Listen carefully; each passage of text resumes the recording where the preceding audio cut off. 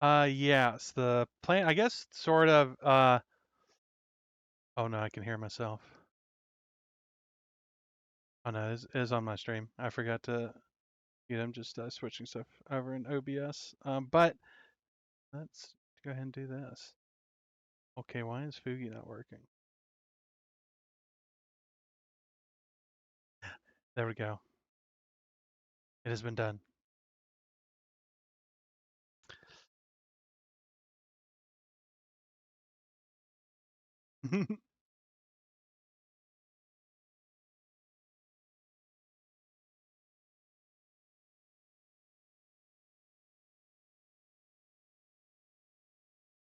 I mean, it Chrono Trigger is very, inspiring thing, so maybe like a little bit Chrono Trigger, little timey-wimey stuff.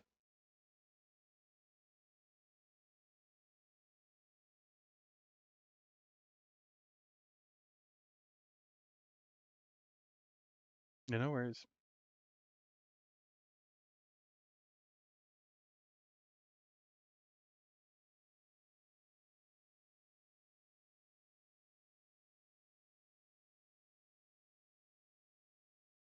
Hmm.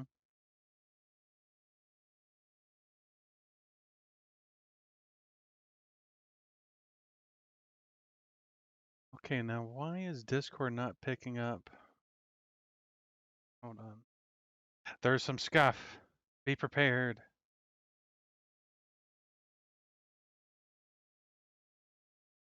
Um, That's just me. okay, I fixed it. I've unscuffed. Give me just one more minute. I realize I totally forgot to get my water. Yes, get the water. Yeah, Water. my brain is it's really empty today. Okay, now why? I swear it's like everything is just not working.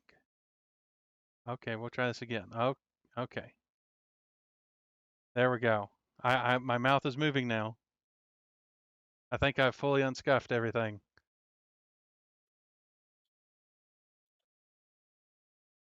Much like me, Stray City is also scuff. It's just made with duct tape and spray paint. I love duct tape. Yes, duct tape is very handy. I have obtained my water. I will now take a sip. So Oh yeah. while we're here, get everyone established. What do we know about Stray City so far? Because from what you sent me, I do have a couple things that I want to touch on. But explain to everybody where we're starting. Yeah, so I guess I can read the one thing I've written about Stray City because I specifically wanted to, because this is a community world building project. I was wanting to leave as much as possible to the community to build alongside with me. So I just wrote this as a vibe. and everything else is mostly just what ifs in my head. Like, oh, that would be cool. Sure. Before the shift, New York was the biggest metropolitan city in the world, being a melting pot for cultures, but that wasn't important. What mattered was the convention, WeebCon, was happening, and one of the biggest streamers was its host. Panpuhana was the first ever VTuber to be given the honor, and her very large community, called the Patches, was planning to make it the most attended one yet, with well over 200,000 attendees. On the biggest night, Hana was performing her new single on stage during a 3D performance when the shift happened. A majority of New York found itself ripped from its world and brought to another. The city stuck between two realities, one mundane modern world and the other fantastical. In the many years since that day, the city has changed drastically. Immortals rule over from corporations, chimera, human hybrids that now call this place home. New forms of entertainment have emerged, such as the sport Smash and the streaming site DR Online. And most important, at least to us, the emergence of strays. Strays are works for hire that live on the edge, working for good or ill, under the shadow of the immortals that rule. They handle jobs no one else can or is willing to. Strays often are seen as thugs in the eyes of immortals, even if they are often hired them against competing corpos. The impoverished see them as a desperate chance for helps. Strays look out for each other, but competition is high as many need the funds for a hard walked life. Being a stray isn't something you choose, it's something you fall into, desperate and clawing for any scrap you can. Grab a spray can and make your mark on the world with the knowledge that will be washed away and forgotten. So there's a couple things in your world already that I think are very interesting to latch onto and try to work with here. When I start building cities, and funny enough, I was talking to my buddy Anthony. We reworked the acronym I was telling you about. But you want to figure out usually a couple base things. Now, we've turned it into the acronym GRIP. Get a grip. Geography, resources, infrastructure, and proximity. Now, seeing as we're building tall, proximity we don't really need to worry about because proximity is proximity to other things like trade routes or other nearby cities, and we are self-contained. Now, for the rest of it, we get very interesting because your infrastructure already existed for resources and geography that the city no longer sits on. Hmm. So, if we want to build some of that infrastructure, we need to go back to before the great event, before the merging of realities, before the shift, as you said. What was the city founded on? As in, let's start with, was it flatland? Yes, I'd say mostly flat land near a bay. Alrighty. So easy enough. We've got our coastal city, which means definitely access to fish, access to hopefully farms. Hmm. I think the climate should be decent. Yours is a modern day setting, correct? Yeah, so, you know, either I have a vibe that it's like some of the technology leans like more retro, so like phones aren't as small. People probably still use like Walkmans, stuff like that. Hmm. But it is, the internet exists, um, stuff like that. So it is like modern, modern. Okay. So we do have access then to skyscrapers and other sorts of like modern day building techniques that you don't tend to see in historical fantasy, which Yeah. useful for us here. Um, Other questions. Let's see. How does the city still have power? That is sort of part of the sort of magical, you know, uh, excuse that why things continue to work. That magic sort of interfaced with the electrical grid, so things continue to function Okay, as so normal. you've got outside energy handling the the edges of the power grid. Hmm. How much of the underbelly of the city, and I don't mean like the seedy underbelly, black markets, and blah blah blah. I mean the physical underground, the non-man-made stuff, and the man-made stuff within it. It's like the sewer system. Hmm. Mm. Yeah, I'd say So like how deep sewers came with is it? The sewers and all of that is been brought with the city, whatever parts of the city were brought to this new world. So Mm, like, cause I love Teenage Mutant Ninja Turtles, so having sewer action is a big thing for me. absolutely. Ninja Turtles very good. Hmm. Now, when you say stuck between two realities, what is that like from a non-metaphysical, but a physical standpoint? Are they still on a bay? Yes. So like, I would say it would be like if let's say New York, for instance. You're in New York, and some weird lights happen, and the next thing you see is you still see the ocean and stuff, but the night sky is completely different. There's like a permanent aurora borealis going on with Mm, like different planets. gotcha, gotcha. Okay. So then, let's say, so here's the question then. What happens to things that are directly outside the city? So, like, let's say the food source, right? Or a trade coming in and out. For the sake of imports and exports, does it need to be from other places stuck between worlds? Or is it both of the fantastical and the mundane world are both able to interact with the city, or neither? I would say that the city is locked off from essentially outside Mhm. influences. Outside of the chimera that came, pretty much nothing of the new outside world is known. Okay. So that leads to a very interesting scenario here of why is the city still inhabited? What is the reason for strays to stay? Can you not leave?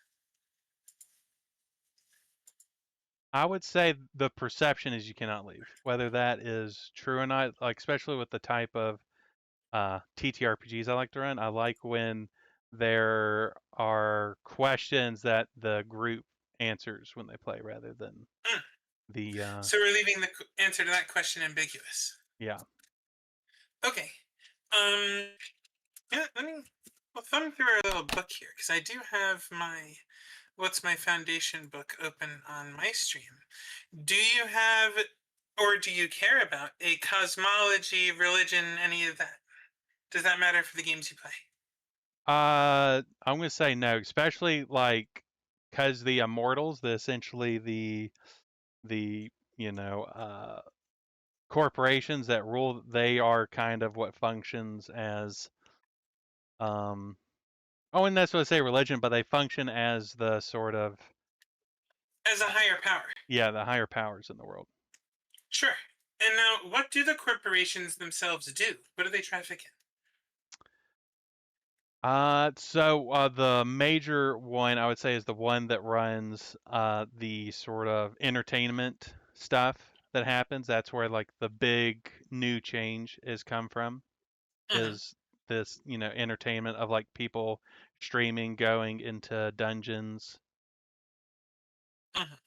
I would say they kind of they just kind of control everything to some extent. They've all sectioned off what things that they focus on.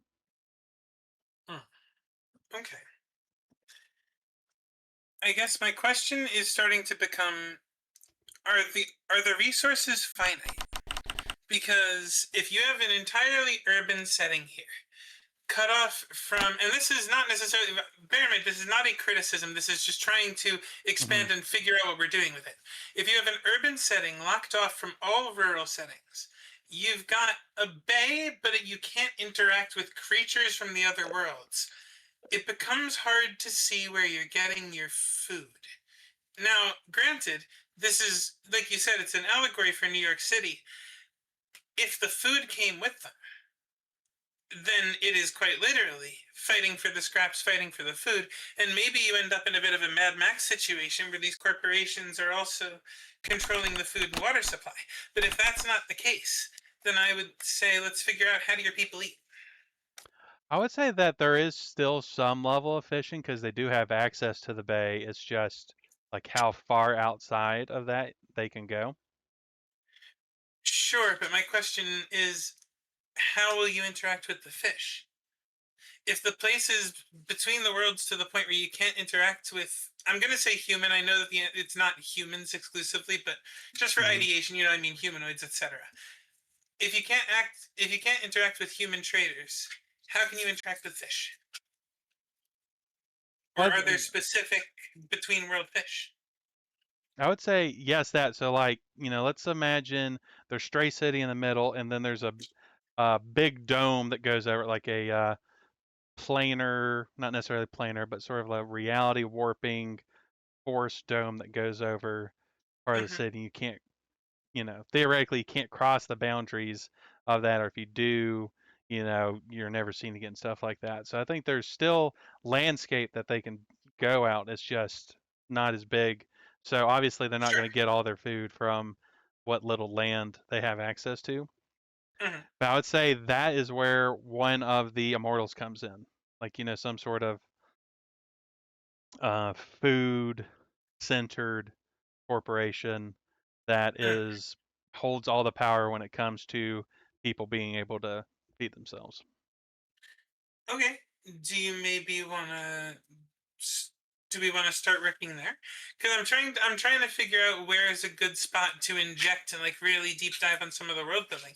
Maybe we should dive on some of the corporations.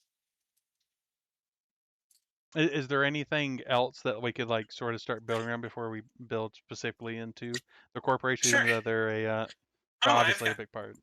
I got plenty of places we can go with this. Um, Other questions.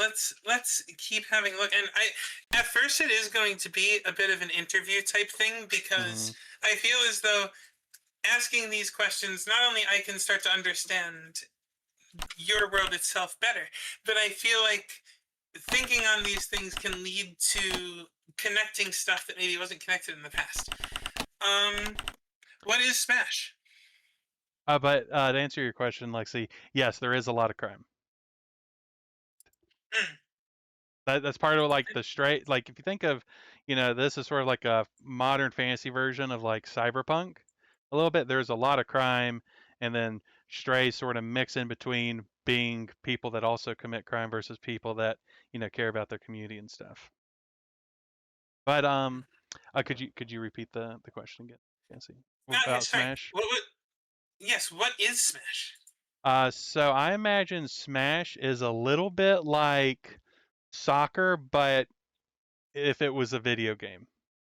So like people use like powers and stuff like that, Mm, okay, and it's I more can see it's that. like Blood Bowl, but less gritty and more you know more television appropriate. So is it an established like when I say safe, I don't mean safe as in safe. I mean safe like football safe. Like you're gonna get injured, but you're not gonna die. That kind of safe? Yeah, it is safe like that. Okay. Um DR online, I assume blah blah blah. Well, I shouldn't assume. Tell me about it. Well, like I said, I wouldn't say that corporations hold all the food because the corporations want people to interact with them. If they just said, "Hey, you're not getting food, screw you," like people then would react. The corporation's all about having a balance of keeping people, you know, needing them, but being able to push them enough to get the Mm, power they want. It's almost like this is an allegory for things I happening. mean, but do the people have a choice? No. No, they're forced to deal with the lot they've been given. I feel like this would also lead not just to crime and robbery. I feel like this would be a robust food gambling situation. And so it doesn't matter if the corpse says no food. Well, I think and I mean, purely in this hypothetical situation where we are discussing fantasy worlds, uh, if you take away the food, people are just going to kill you. Yeah, It's, I mean, think of this as sort of like a modern day version of how like a king and peasants work. Like the king can't be just like, "Oh, screw you, you don't get any food, you just have to work for me." Like it's all about maintaining a balance of keeping people like on a stranglehold where they can't like fight against you, but you also don't want them to want to fight against you. The consent of the governed is very important. And we'll Hmm. get to, so here's a question then. You've got the leadership. How we understand the corporation's relationship to the people. What is the corporation's relationship to each other? It's very much like a give and take of almost like a Cold War in the sense where there's a lot of, espionage and like taking as much as you can without, looking like you're doing that. So it's like Mhm. that's where like strays end up getting stuck in the middle a lot is, you know, corporations will be like, oh, well, this person, they're kind of not in associated with anyone. They're their own thing, so we can hire them under the table to do these things, Hmm. and so our hands are kept clean. Very fair. So would you say then that the majority of the corporations have an antagonistic but what's the word, civil relationship with each other? Yes, antagonistic but civil is actually a good way to describe Mm. it. Okay, okay. Interesting. Let me work on some more. I really should put some visuals up on my screen, but I don't know what to do with that at the moment. Um, huh.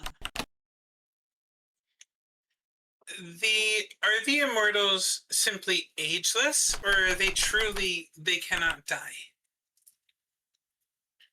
And Chuck, I can actually answer that. This is system agnostic because Kai plays a lot of systems, and so they want a setting to house them. I would say this is uh, system agnostic as for now because I'm going to make the system later on, which I'm currently thinking it's going to be based off Morkborg, but that might change once I I mean, get more into it. Merkborg certainly sounds pretty fitting for what you got going on here. Normally, I recommend GURPS, but I can't in good conscience tell anyone to play Steve Jackson games right now. But Yeah, yeah. which sucks, man, because GURPS is I like GURPS, but And GURPS has one of whatever. the best TTRPG names ever. It sure does. It's obligatory. Unfortunately, the best one was used on Fatal. Oh no. Oh no, Fatal mentioned. I mean, come on. At some point, you gotta. All right. Let's see. So, do you have a track record as a stray? Let's say your reputation. How far and wide does your reputation spread? Do you tend to try to stay anonymous, or are you making a name for yourself? I think that depends on the stray. There are some strays that they're in it for the sort of, you know, just burn through life and make a big name for yourself and like, have fun and die young sort of mentality. And there's others that they're in it because, you know, they need the money or they don't have anywhere else to go and they're just trying to, you know, make it Hmm, through there with as little attention to them as possible. gotcha, gotcha. So, if I'm a corpo person and I want to hire a stray for a specific job, how would I go about researching who to find? I feel like there would be like a forum that you go to, like a not necessarily dark web, but there's like a forum that all the strays go to, and it's sort of just like left alone. Like, it's not really touched by, any of the corporations outside of when they hire them. Hmm, It's sort of like a as long as you don't talk about it, you're good. right. Just keep it on the down Yeah. low. Understood. Um, let's see. More thoughts on this. Gosh, I had something just a second ago, and then my mind went blank. And I'm trying to remember that. Yes. We all know the corporations are the ones in charge, but is there a? Do they even bother with a facsimile sham of a governing body, or is it just they are directly in control? Um, that's a good question. I feel like there would be like the Council of the Immortals, where they appear to have some governing body where they meet up and, they put on a show about it to where, like, they want people to think that change is happening, that stuff, goes on, but it's really they just kind of leave stuff in the hands of, whatever corporation's focus is.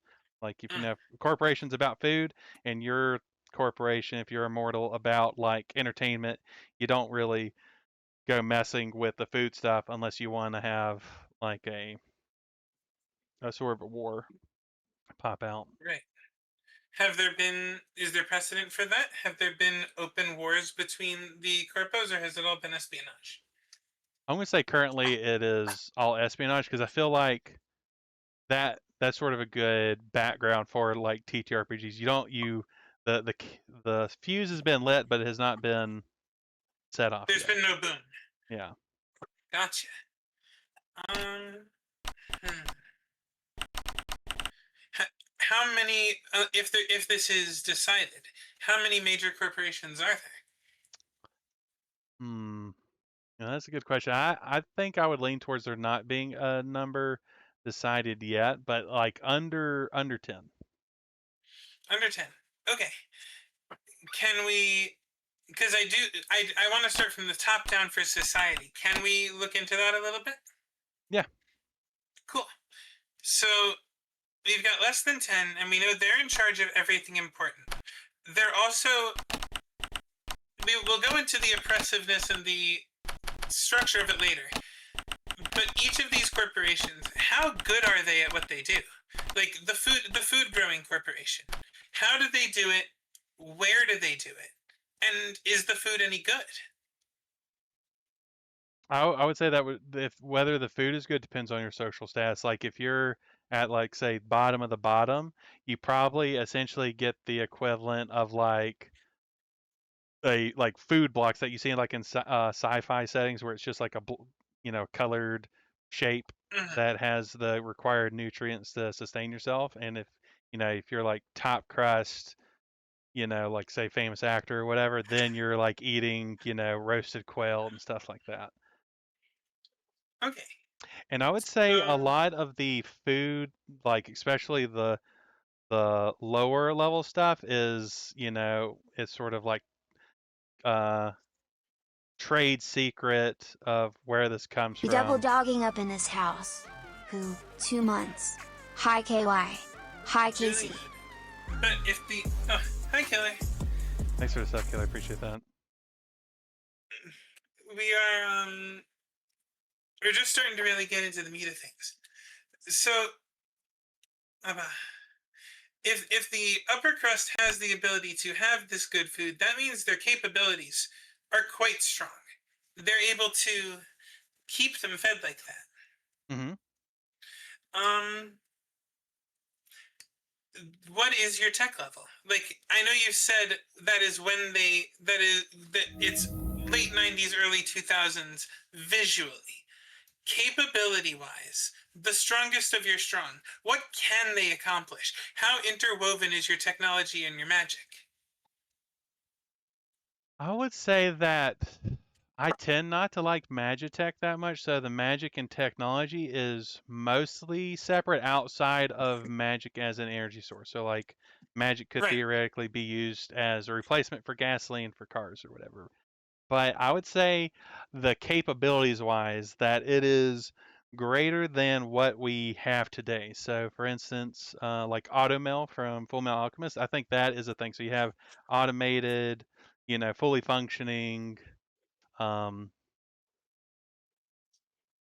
I'm blanking on the word. Like replacement limbs. So like if you lost your hand in an Ah, accident, yes. you would have, Prostheses. yeah, prosthetics. You could have a fully, working, robotic hand. Mhm. Even though Okay. it's not probably All it's useful. not fully robotic like we would think today. What do you mean by that? Elaborate. So sort of like if you was to imagine like a robot, it would have a bunch of circuits and stuff like in the hand that makes the Hmm. hand work. I wouldn't say it's not necessarily like that. It's you know probably like a bit like clunkier, bigger, where bigger moving parts. Mm, okay, fair enough. Um, Going back to your magic for a second, Hmm. how is magic regarded in your world? Is it a is well, first off, how common is magical ability? I would say it is rare. Like, um, like say you would essentially have to go to school in sort of like a sciences, like you'd have to, go to school like chemistry, for instance, to be able to use the most common type of magic. Okay, I actually really like that. I love science-based magic systems. Um, hmm.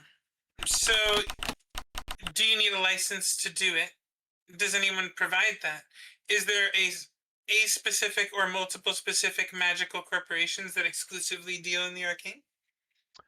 I would say yes, you do need a license for it, and that there was probably just be one corporation that focuses on magic.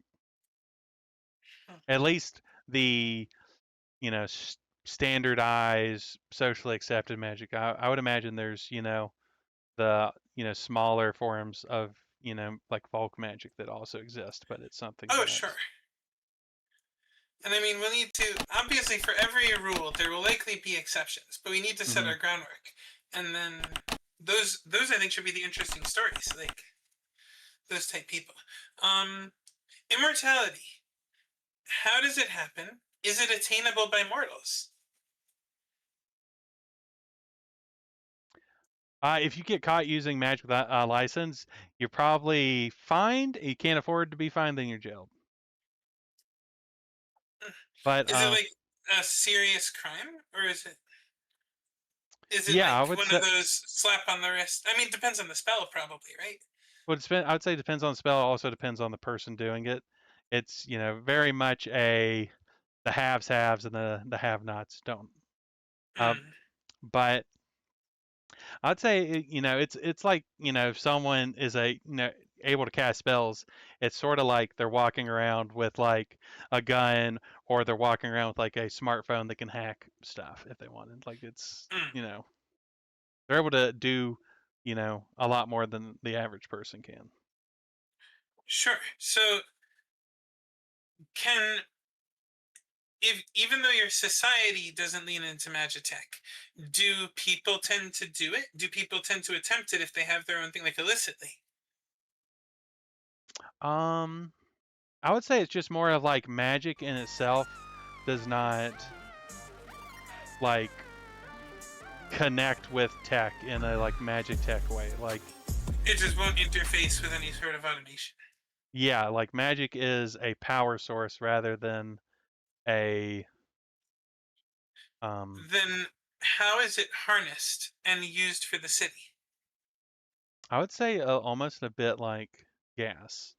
I appreciate this Nicofin.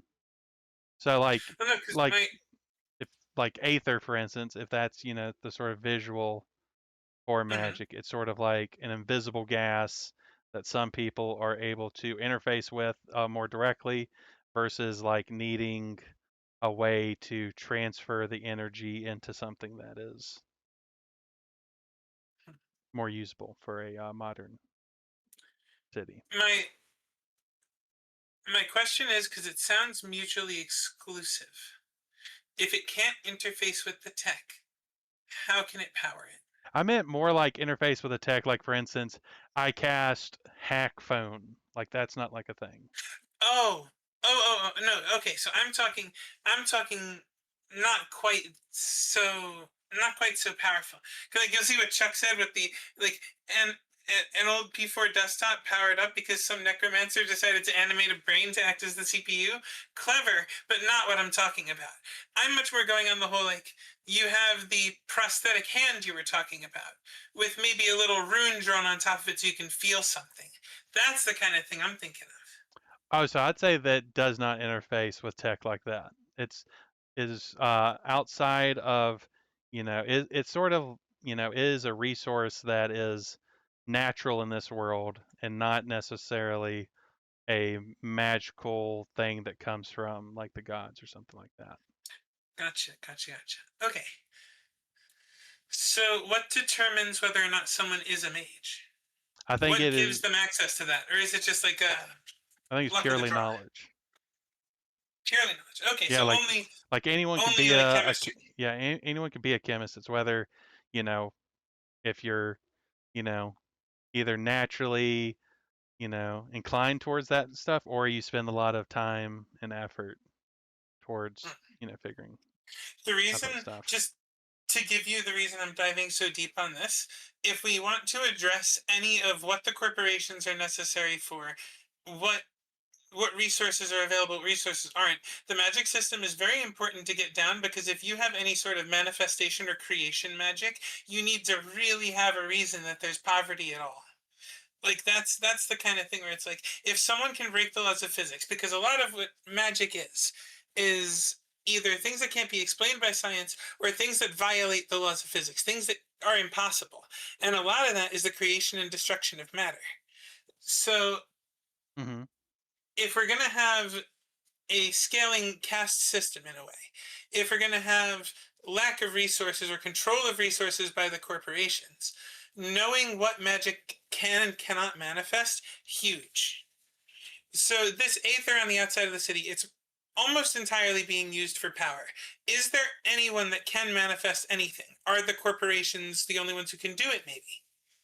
I would say the corporations are the ones in control of who gets to do what with it. And that's why, like, if you're caught casting spells without being, properly sanctioned, you get in trouble Mm. because So the they're in whole control of the the distribution of the aether.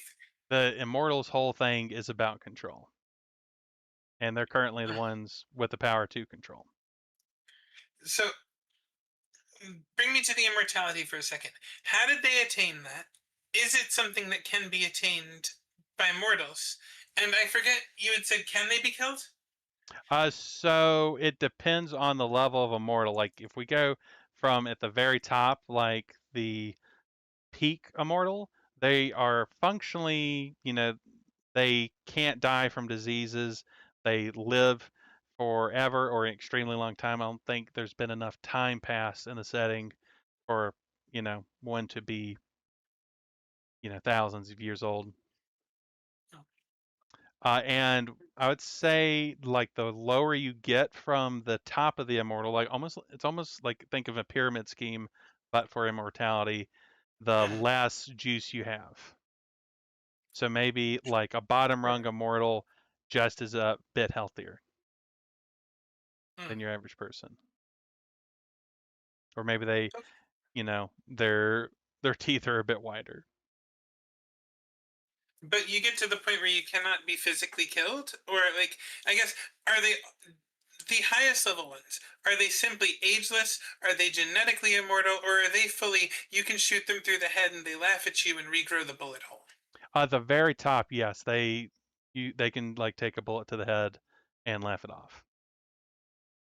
Is there any way to kill them? I think that is a unanswered question. Fair enough. I like that. And sorry if I didn't, because the it can or cannot be attained by mortals. It can, but it's not something that you have to be inducted into it. It's not something you can just do to become immortal or Right. become But an immortal. okay, so here's a question for a potential future campaign. Could an immortal that isn't fully ready to laugh off a bullet be forced to make someone else immortal at, say, gunpoint? No, I don't think so. Like, it's a process that would, take time. Hmm, fair enough.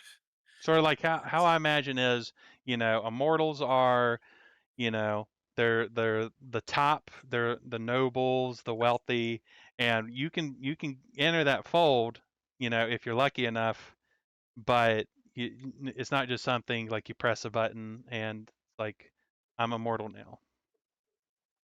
It's sort of Sure. like a ritual that you would need to go through. Okay. And is there any way, other than being an immortal, to rise into the corporations beyond the bottom rung? Like, is it truly hopeless for anyone who's not already part of it? Yeah, there's if want to like become part of the fold, you have to essentially become immortal. At least, if you want to be part of the family, quote unquote, almost like, vampirism in a little bit of a way, Mhm. where like sure they have people where they always promise like, oh, I'll, eventually I'll let you in, and those people never, get in. But Right. if you are work to them more than just something to abstract resources from. Hmm. Otherwise, you're stuck being one of the common people. That makes sense. Hmm. So now I think we can start getting to the meat and potatoes of it. The corporations themselves. What, I guess, do you think are the most? Let's start with like the big three. Are all corporations, are all of the big ones at an equal point of power, or is there a one that stands above all of them? I would say they are at an equal point of power. Within that, there might be one that is technically more powerful, but it's just once you've gotten so big, it's hard to notice the gaps. Sure. Um, moving the Google Doc over so I can start writing some things too. Okay. Um, so here's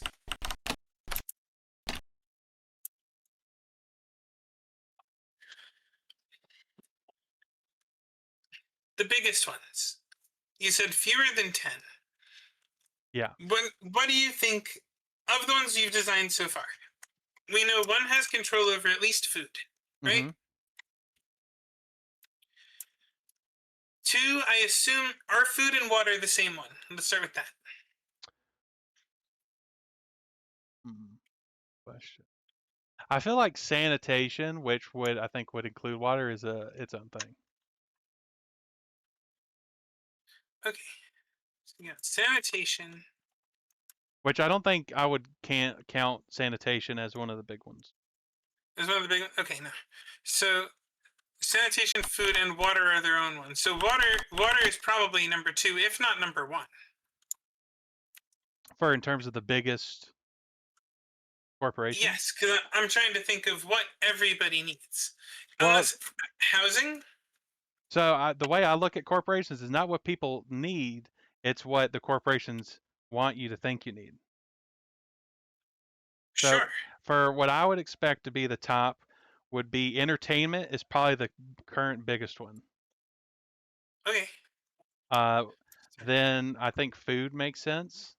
Mm-hmm. And then What about vices? Liquor, drugs, etc. Like an oligarchy meets a monopoly. I like that. Did you mean oligarchy? I feel like vices would that would probably be under entertainment to some extent. Above food? Well, currently, yes. Entertainment is the most important thing right now, or is the corporation with Oh the no, most power. entertainment. Yes, I'm saying vice I know that's what I'm saying. That vice is part of entertainment.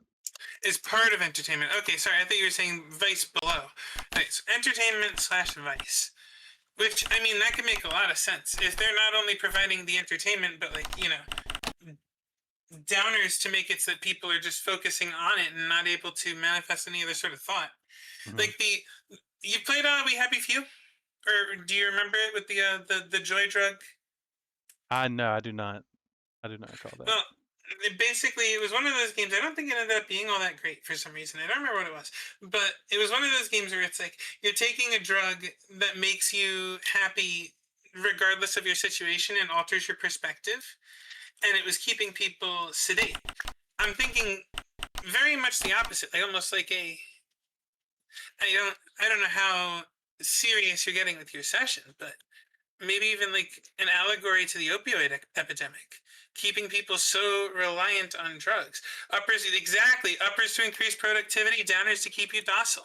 If we're going for a city, I'm thinking like cocaine and pills, like it's the 80s. I would say that would definitely depend on the group to group on how like serious it goes. I do want this to be like where you can sort of do like you know fun cyberpunk-esque stuff where you're not like delving too deep into societal allegories, but that still being If you're obnoxious. not diving too deep into societal allegories, my opinion is you might not be playing cyberpunk. But that is a discussion for another time, because as long as you're playing the system, you're playing it correctly Hmm. at the end of the day. But we can keep the vice to a vague vice, because there's no need to go directly into that. The reason I was asking that specifically is because if you look at the thing that entertainment and vice have in common is that they're reliant on addiction. So Yes. if that's all the same, I mean, to an extent, food and water, but that's not an addiction. That's just a need. But if they can create, if the one at the top is creating all the artificial needs, that makes a lot of sense. Kind of like Adderall and Xanax. Yeah, sort of like over prescribing stuff. There's a Hmm. question. Medicine. Who's in control of the medicine? I think that would just be another corporation. Pretty much anything that has any sort of large structure to the city is controlled by corporations. There's not really, outside of like small community-based organizations, there is Hmm. nothing outside of corporations. Would you say that the medicine corpo is one of the other ones, or would you like one of the below the top 10, or would you say it's one of the big 10, or one of the top ones? I know we're not going for 10, but I would upper say limit. I'd say it's definitely one of the bigger ones, but it's probably not medicine specific. Maybe it's something, you know. Well, see, because that was my thought regarding the Vice. Is what if it's a company that sells both the prescribed and unprescribed stuff, and is honestly just like, because my thought was, if you have the company that owns the doctors, then if they don't want you getting better, you don't get better. And if they need you getting better, you get better fast. Hmm. I'm almost starting to think maybe Vice isn't a corporation. That's just something that popped up in between entertainment and then like a pharmaceutical corpo that. See, while I agree with you, I worry that, well, not I don't worry. It's more so counterpoint. People who are going to try to get absolutely everything wouldn't leave addictive substances on the table unless they were illegal. Is anything illegal? Is anything considered, if the corporations are the ones effectively declaring the law, is anything illegal, or is everything, or are things just immoral? Like, for example, you don't kill people not because the law says you don't kill people, but because it's wrong to kill people. But is there anything that all of the corporations frown upon at once? I would say there are laws, and I'd say that's mostly just a holdover from when it was an actual city before the transition and before the Immortals took over. Mm. And the Immortals just sort of be like, this was already here, and these people follow this stuff, so it's easier to get them on board if we use uh, stuff that they're familiar with. Sort of like how like Romans would go to a pagan settlement and be like, oh yeah, actually that's our holiday too. We just have different words for it. Mhm. Okay, so for easier integration, makes sense. With this level of control, the media, with the level of control of the media comes propaganda. Corporation leading the people to their water to water their plants with brawn down. Yeah, it's got electrolytes, causing the food corporation to make a drastic increase in profits as no one knows how to grow their own food. I mean, that's a thought. Um, Hmm. Media. There's another. So we've got our pharmaceuticals and our media. Where do we think of where do we think of those two? Media. So I guess, and does the entertainment one also own the news? Absolutely. Okay, so that's all one huge, everything you're being shown on a screen. So news, entertainment, advertising is all the one big one. Yeah. Okay, so we're just gonna write media for that because you've got all of it. And I think something that happens, like if you're a smaller, immortal, and you have your own, like you're the top of your immortal of the sort of corporation or whatever, but you're a smaller one, like there is the threat of being consumed by one of the bigger ones. Mm, So I would imagine, like, especially as the entertainment stuff blew up and all these entertainment, like with sports, the streaming, TV and stuff blew up, it started consuming smaller stuff to get more power. makes sense. Like So, a way I sort of want to think of the immortals, not necessarily uh, like real, like literally, but as eldritch beings. mm, interesting. So just fully different and inconceivable goals to everyone below. Yeah. Because I do suppose, and this is something I was going to get to eventually, is they're making all this money. Why do they care? What is money when you can't trade? If everything's within the city. But I guess if that's a question unanswered, then that's a question unanswered, and that's totally fine. I think that is a question unanswered, and I think it is also a bit of the holdover from when this was a modern, like when this was just a Mm, city. Like people used money, people seem to care a lot about money. Seems like a good enough thing that we can use to get whatever we want.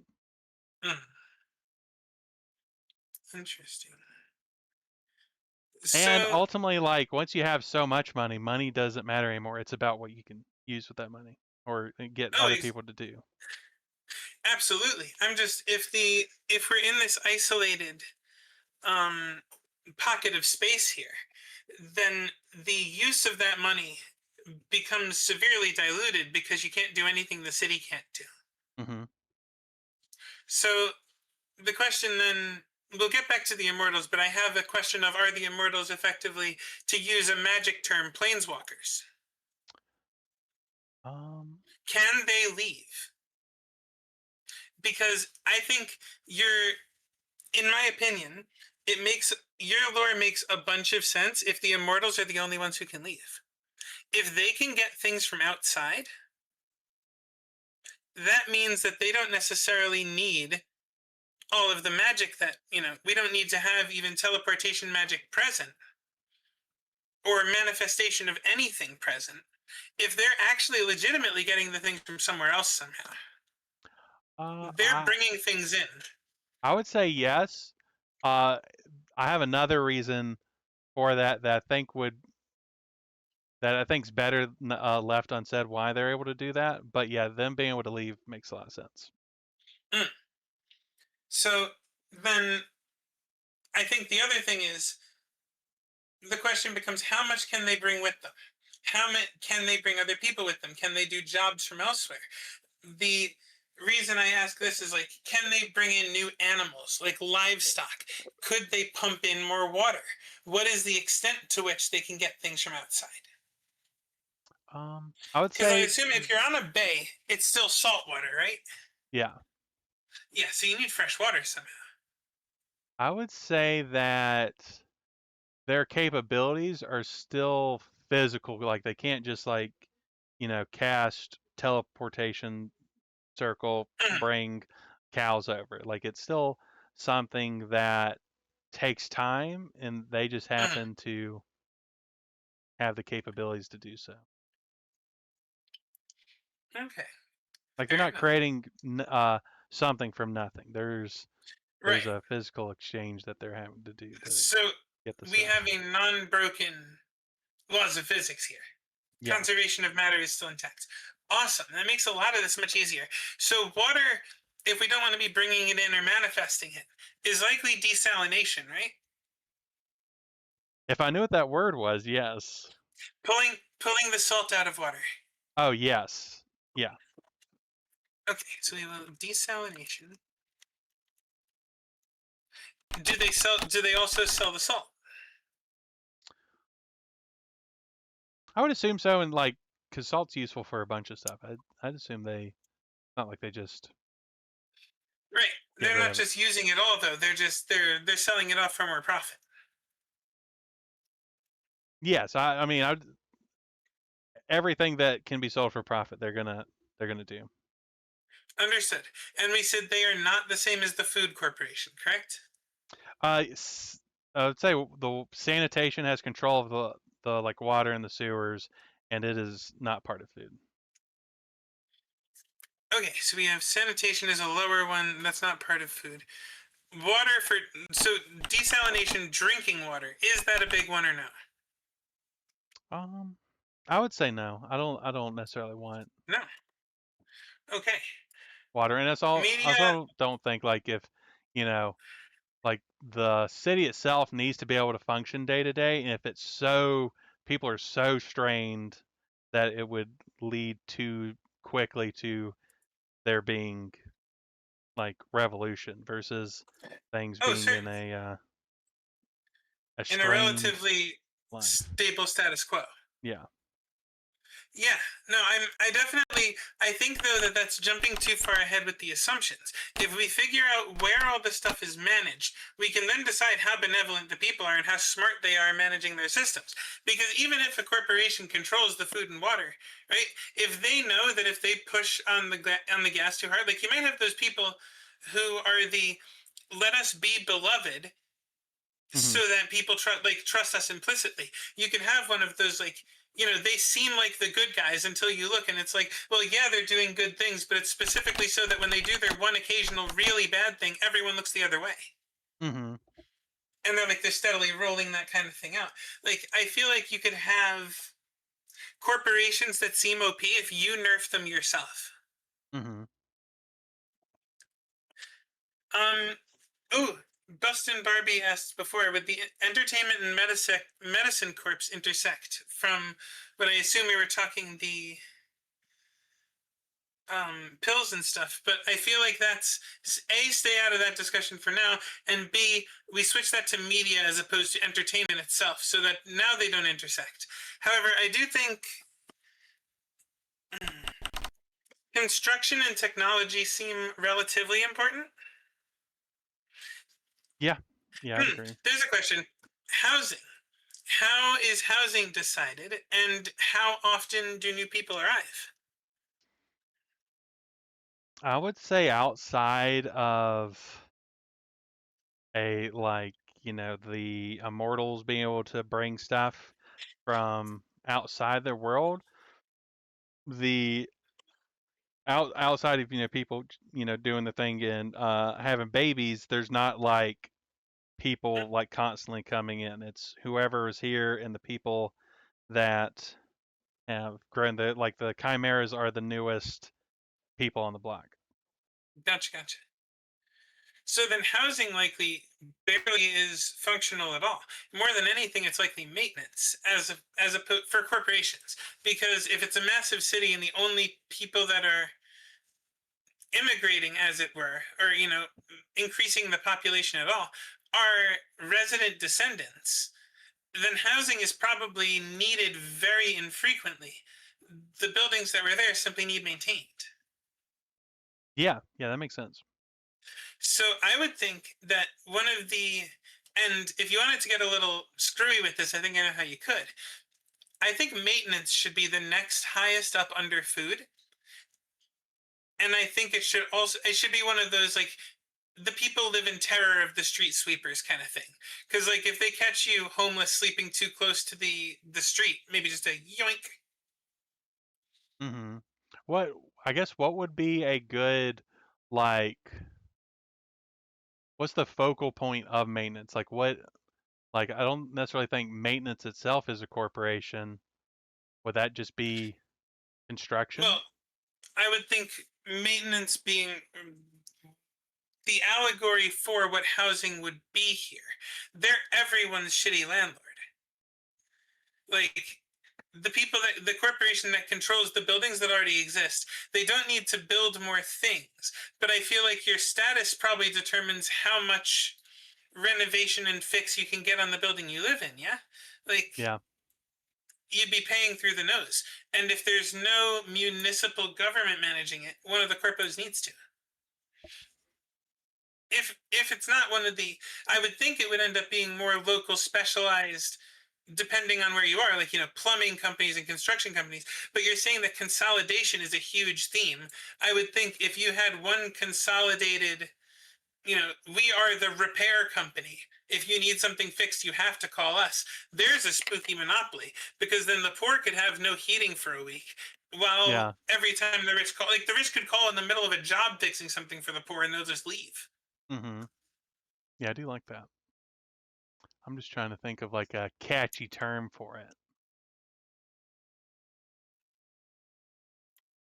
Like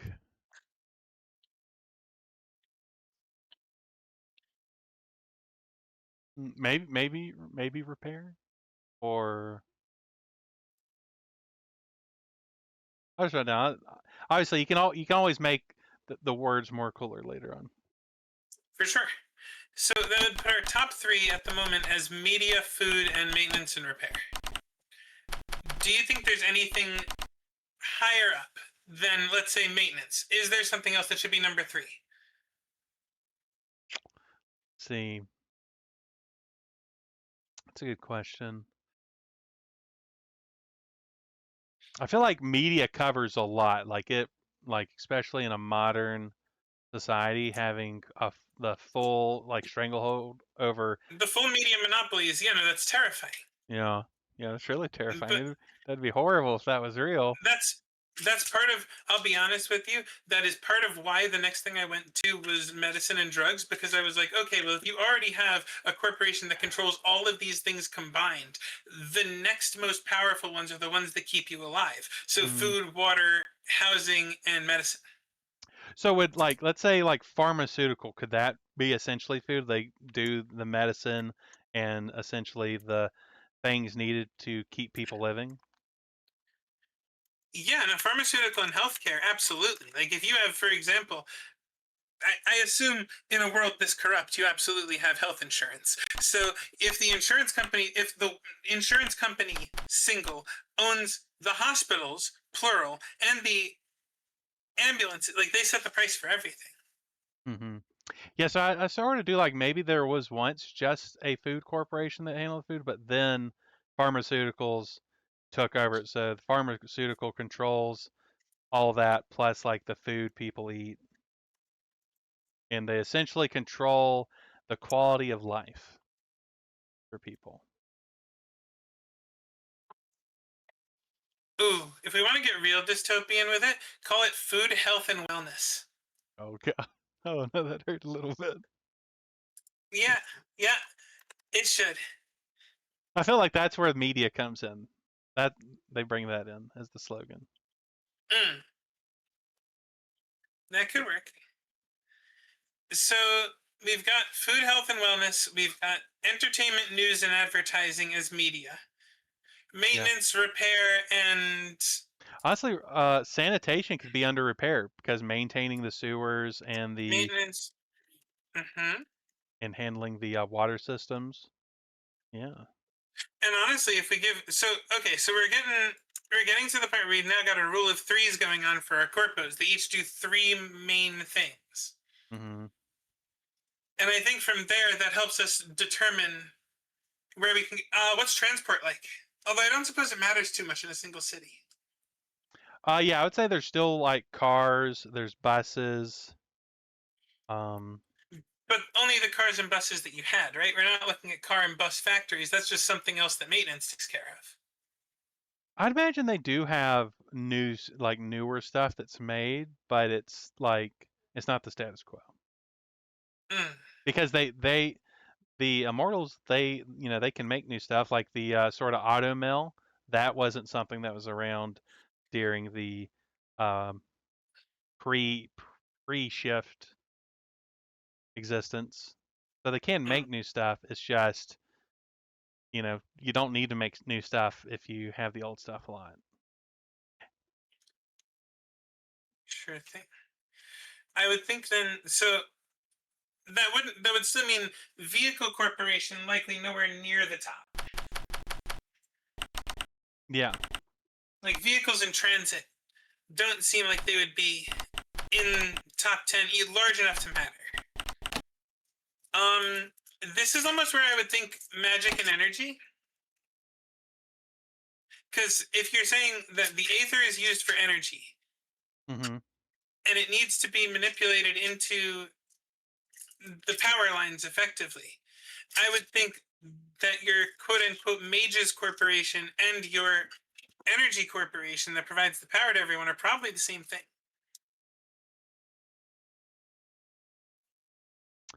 Yeah, that makes sense. Or maybe magic is it's sort of like a almost like a Switzerland thing where it's like all the corporations put they invest into teaching people to use magic Hmm. because they all need magic to some extent to do the more sort of fantastical stuff that exists.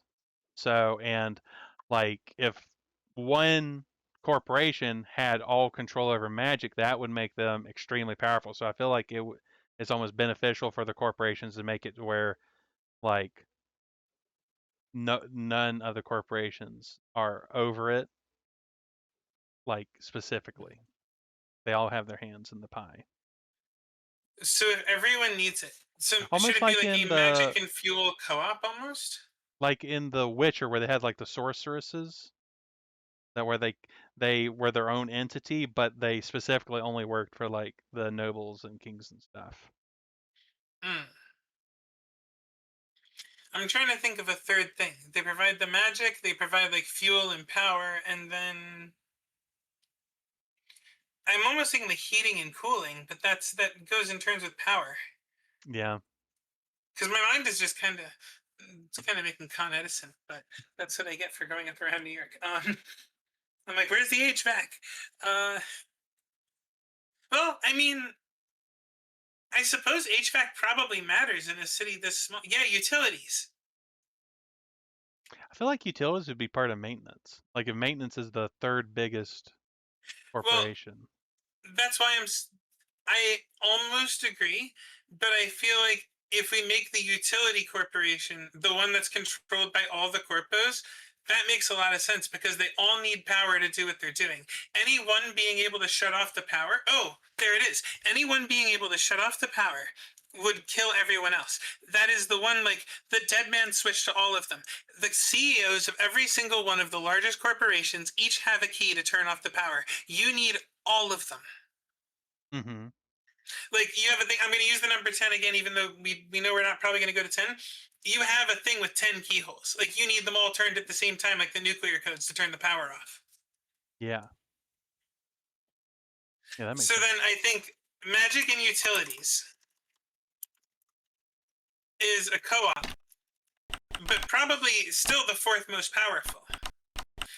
Because you do need all of the, like, I feel like it's technically the first most powerful, but due to that chain of needing everyone to even turn it on or turn it off, it becomes less powerful.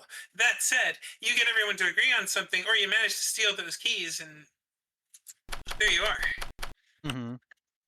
It could also be like uh cyberpunk where like the internet essentially, is sort of the web that connects all of the things together in the setting and having sort of like the sort of dark net thing where it's able to like corrupt stuff.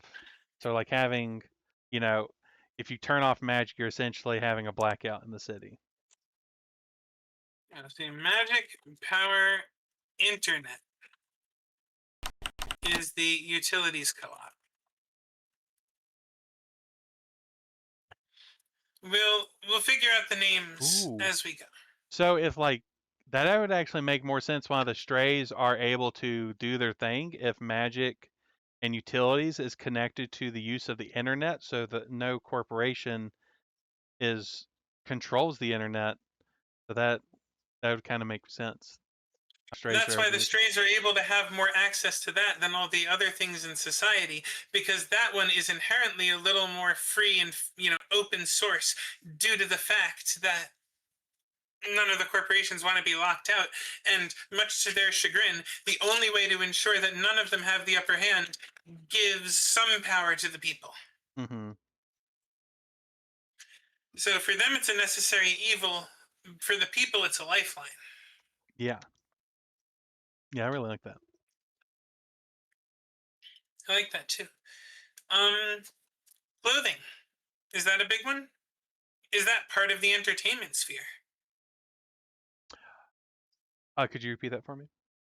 Clothing. Clothing. Because that's the kind of, I'm thinking like what runs down, right? In my mind, I'm like, okay, well now you don't have cotton, you don't have plastic factories.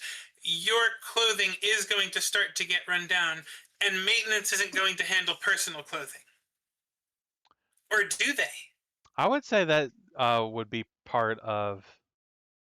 I guess it would depend. Like, if you're just needing standard clothes, that probably wouldn't be a part of media. But if you're like getting designer stuff, that probably is. But I would like to say there is factories. Like there were factories in the city before the shift, and they didn't just stop existing after.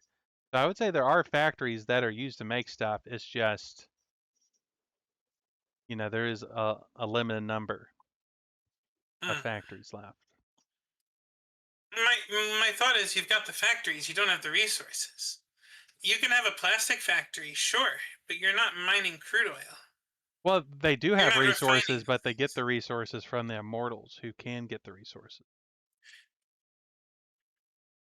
Sure, but then that brings back to the question of how much can they transport with them at once? How many trips do they have to make?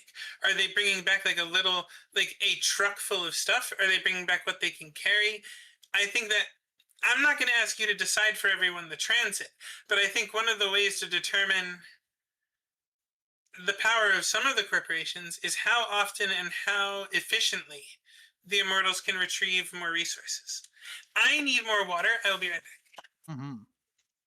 Yeah, that's a good question. I think, let's One see. sec. Mm-hmm. Hmm.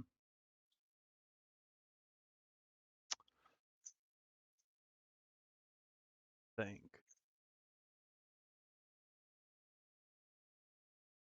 Operations.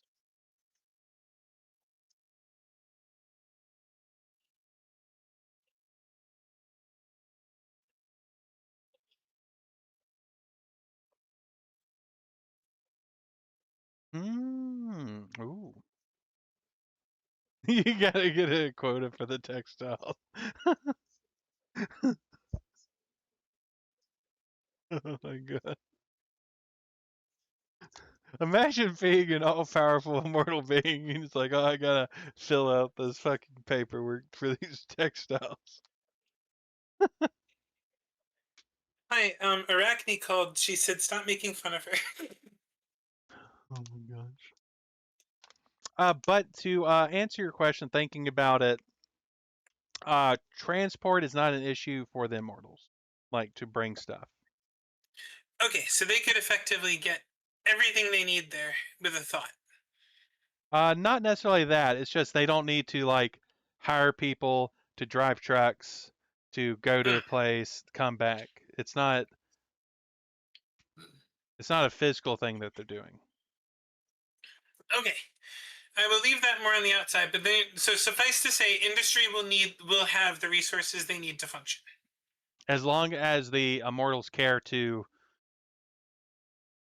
get the Yeah, resources. so they can have the resources they need to function. Hmm. Okay. In that case, I feel like a metals corporation, metals and rare earths and stuff. Sorry, one big thing: is there a central bank? I feel like there has to be. Is it its own corporation, or is it another one of the co-ops? Hmm. I guess if it was a co-op, why? Because this is the issue with a place without governance. It's that if you are going to have, I mean, I suppose it does have governance, but without a figurehead governance, without some sort of state, there's a couple of the things that you really need to work out, and fiat currency is absolutely one of them. Hmm. I would. I could almost see. May I give you a somewhat extremely cursed idea? I do love cursed things. What if your wallet is effectively on the blockchain and everyone's paid in cryptocurrency that's completely worthless? I mean, I feel like you kind of already get there, like creds and like, Cyberpunk, where it's just like you have like a, you know, Yeah. Well, that's what I'm thinking is that would make sense then, hmm because the central bank is also the power internet people. Because if yeah, it's crypto, it's all online. yeah, yeah, I like So that. I almost want to say the magic power internet people might have to get, would it be too out of place in your idea for your lore for the corporation, the co-op there, to provide everyone with one of those brick phones? Like, you at least get the bare minimum. You can upgrade for money, but we'll give you something just so that you have access to our advertising. Oh yeah, absolutely.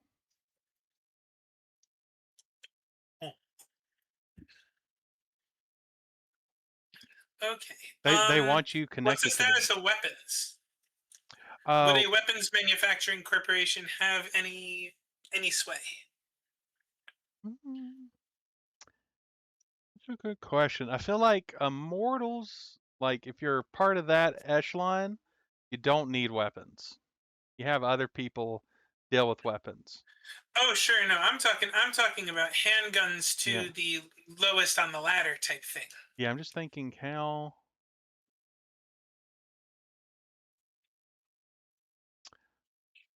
I guess I'm trying to think because I do want that to be part of the setting, like guns, you know, sort of in a punk's sort of way. I'm just trying to think what's the justification? Why would the Immortals I have an allow idea. people to have that? They don't.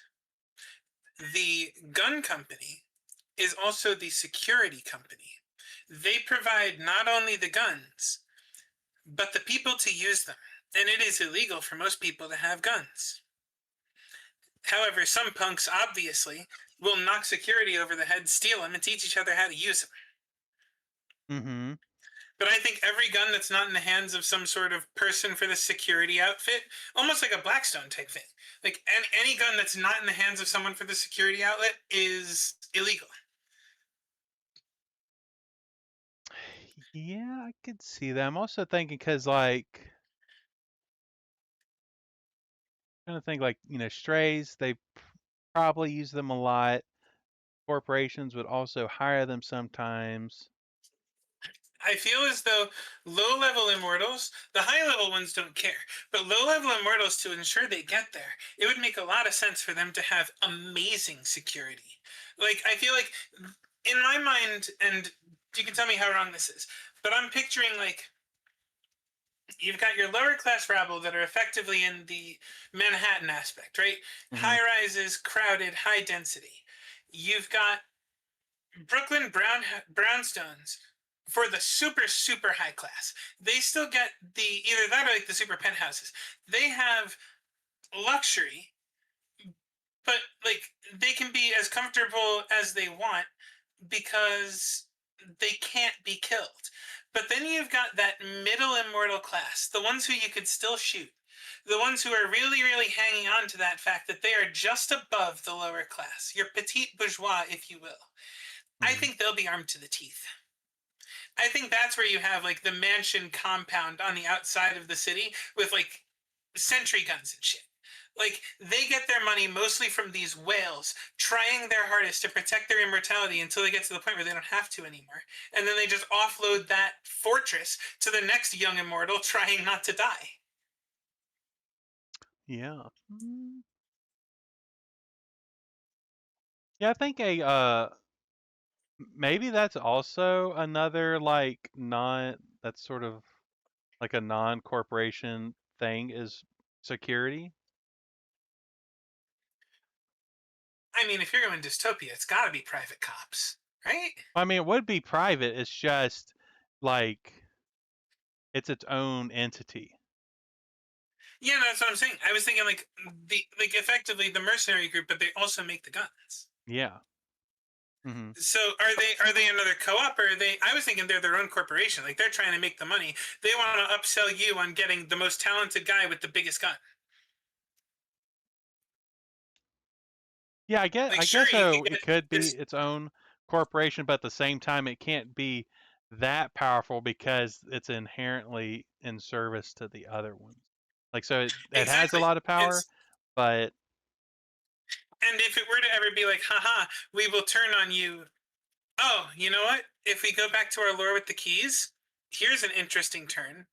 The weapons people don't have one. hmm I think that way, if the weapons people ever decided, no, fuck you, we're going to take it by force, everyone else can turn it all off.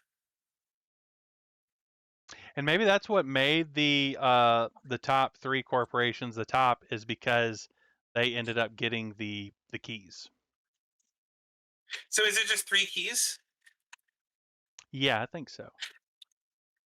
Okay, so Because three is a good okay, so number. we don't need this. We don't need this 5 then. You've got your 3 keys, and your co-op is the next one at the top here. But hmm that's only because they're controlled by 1, 2, and 3, hmm and provide to everything else. And so you've got the weapons and security right below, also extremely powerful because they're the ones producing the weapons and training the marksmen, but they can't turn anything off.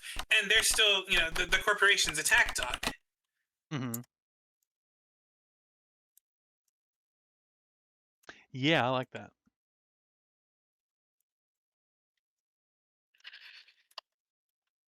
Oh, you know what? We can put the transportation in here too, because they can then also make, what cars there are, but also armored cars and Humvees and stuff. hmm So now you've got in order: entertainment, news, and advertising at the top, food, health, and wellness number 2, maintenance, repair, and sanitation number 3, and then you've got the magic power internet co-op, and directly below that in power level, weapons, vehicles, and security. hmm Does that sound about right? Yeah. Okay, then I think the next thing we should do is we should start looking into these guys. And the reason I wanted to start with these is because if they're setting the rules for all of society, we need to drip down from the top. We need to figure out what they've got and take things, like figure out what the upper crust has, and then figure out the next classes by taking things away. hmm So let's start with number 1. And I can't see what you've got on QRS, but I should probably pull that up on my other screen. Entertainment, news, and advertising. Well, do we have a name for any of these corporations so far? I think not, because I tend to chew a lot on the names. Makes enough sense. Okay, so let's figure out a figurehead. We're gonna need a CEO for each of these, probably, right? Except for the co-op. Who is our figurehead of news and advertising? Or are these things that people would know? Ooh, Chuck says the brick phones could be harvesting the latent magic in the atmosphere and sending it to the corporations that initially created the phone for further processing. You can hint at this by saying the party doesn't need to charge their phones. That's really clever, Chuck. I like that. Also, at least with the TTRPGs that I tend to like the most and like to make, I don't want to track. I never want to track that. Like you have the phone, I don't care. It's like we don't ask where you go to use the You, bathroom. you make me determine what battery your phone is at. The answer is 0%. It dies in that moment. Shut up. Yeah. You look in horror as it goes down from 1% to 0.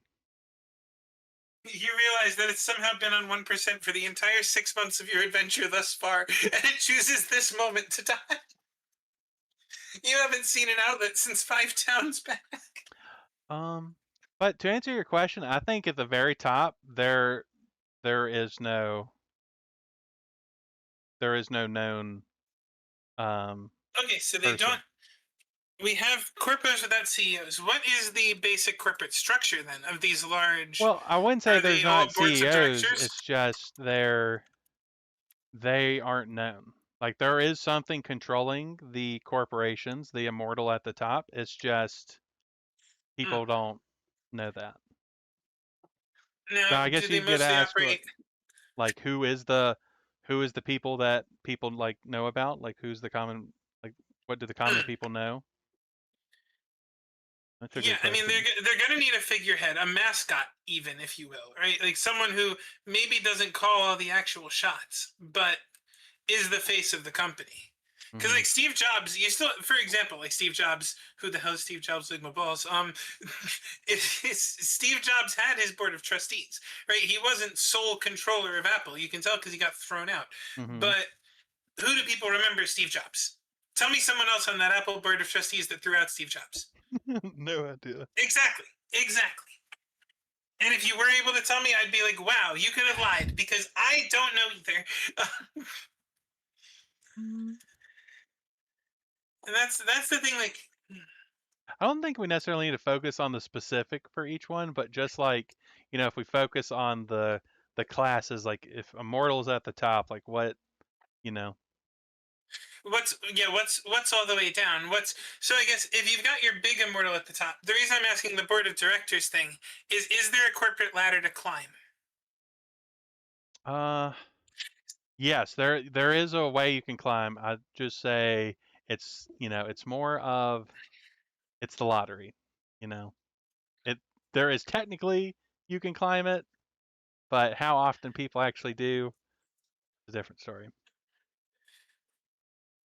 Is it how often they actually climb or how often they get to the ground floor? Like I know it's very very uncommon to get to the ground floor, but once you're in, is it much more feasible at that point? Because I mean, I assume, and I guess we're going to figure this out now.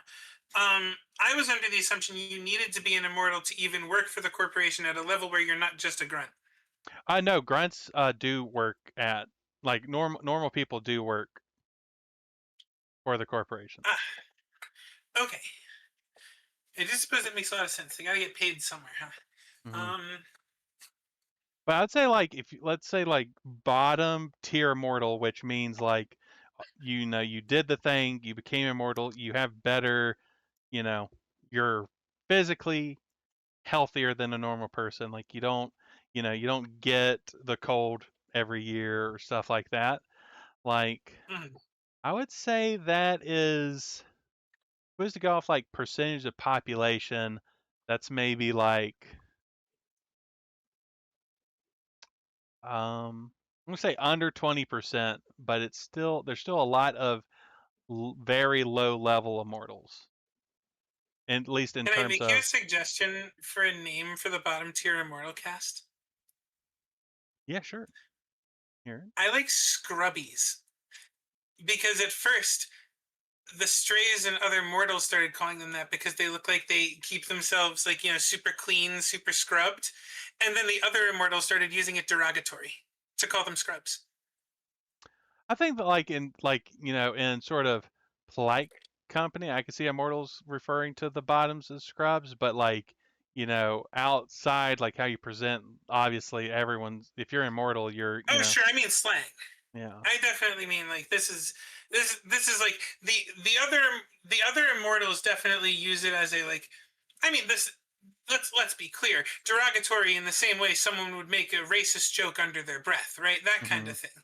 Whereas mortals, it's derogatory, but it's like, oh, look at you with your scrubbed up hair and your pristine teeth. Oh, look at me, scrubby boy, better than us, huh? Like that's where I'd be. Hmm. Yeah, that makes sense. I like And that. it's just little thing came to my head there.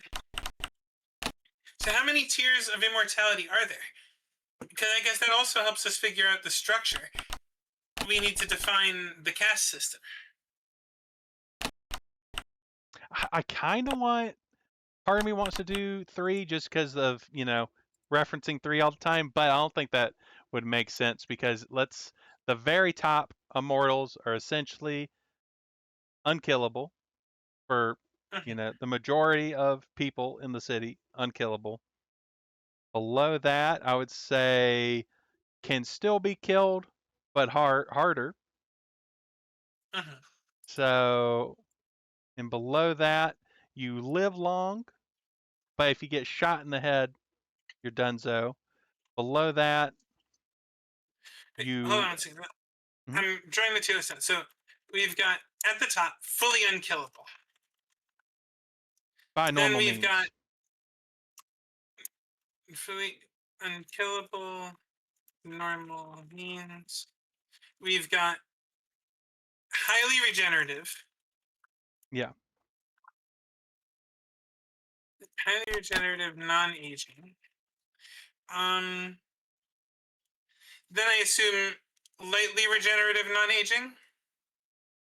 Yeah, I would say if above, scrubs, you essentially just have a longer than normal, but still in the margin of human existence. Like maybe you live to, you know, 90s or be 100, and you're still relatively healthy for the majority of that.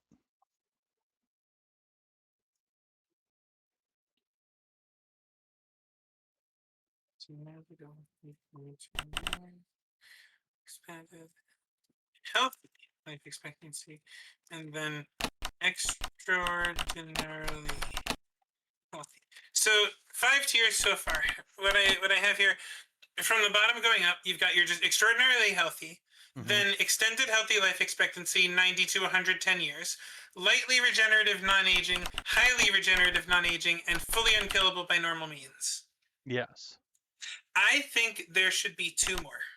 I think there needs to be something between extended healthy life expectancy and the non-aging one, where it's like you just we're like the 200 250 years, right? Like you have double the human lifespan, you age very slowly, you are still going to die. So like, you know, I say half elf, not to say oh half human half elf, but like not the full 1,000-year experience, but a couple hundred, Well, I couldn't that think. just be like lightning regenerative? Like you have the capability to where if you say you get a bad cut on arm, you don't need to necessarily go to the hospital or whatever. You will just heal over in a day. That could be the Yes. people that live to be in Yep. And so I their was going to say that's 200. between lightly regenerative, non-aging, and healthy life, extended healthy expectancy is lightly regenerative, slow aging. So you still your wounds and stuff manifest fast. You still senesce, but very very slowly because your cells are repairing themselves faster than not quite faster than they die, but like almost as fast as they die. So you've got a very very long time. Hmm. Ooh, and if we want to get a little dark with it, due to the fact that that would be cells staying alive longer than they're supposed to, I think between tier 2 and tier 3 is where the medicine people make a lot of their money because there's probably a lot of super cancer. Mm. When your cells are making that transition, I would think that's probably one of the moments where you are the most vulnerable past being immortal. And obviously, anything I say, feel free to throw against the wall and say no. I'm just having Oh, these thoughts. yeah, I'm just thinking.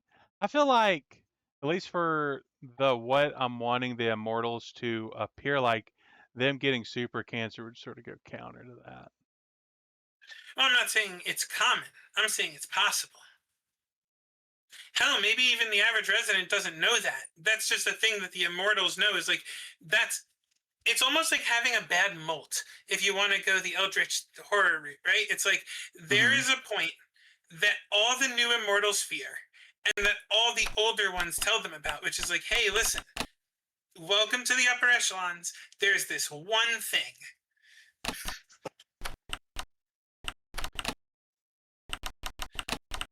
But while you mull on that, the other thing was I think there should be some people who are fully unkillable unless they decide to die. So there, I would say, so you have the like top immortal that are people, and then you have something beyond that. That is Mhm. where they're actually getting their immortality, because they're getting their immortality for something, and that is the thing that is, unkillable outside of I no longer want to exist. So then at that point, that's unkillable inhuman. Yeah. But that's I mean, also probably not something you can become. That is a thing that exists. sure, sure. This is just the tier list, and I will write unachievable. Um,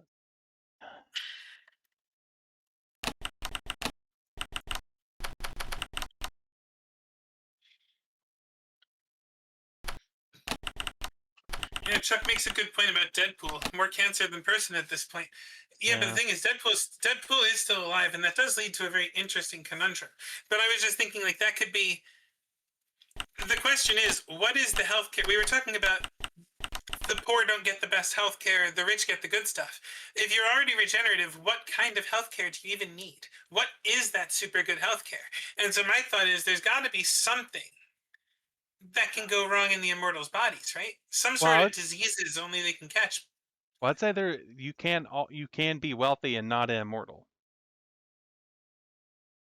Because How? because like if you are part of the immortal thing, money isn't the point. Money is the thing you use. So like I think there being people that are wealthy but aren't immortal.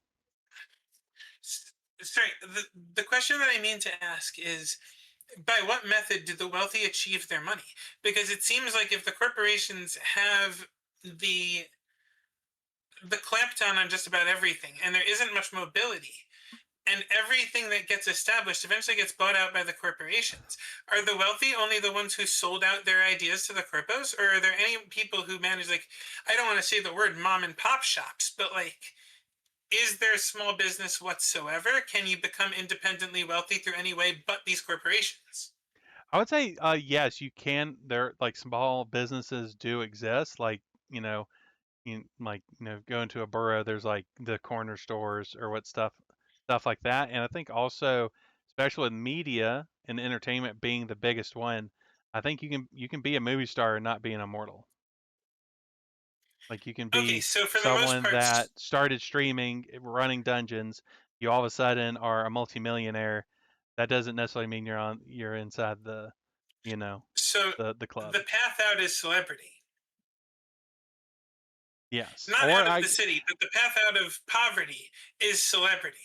or stray, and sometimes strays are celebrities. Mm, okay.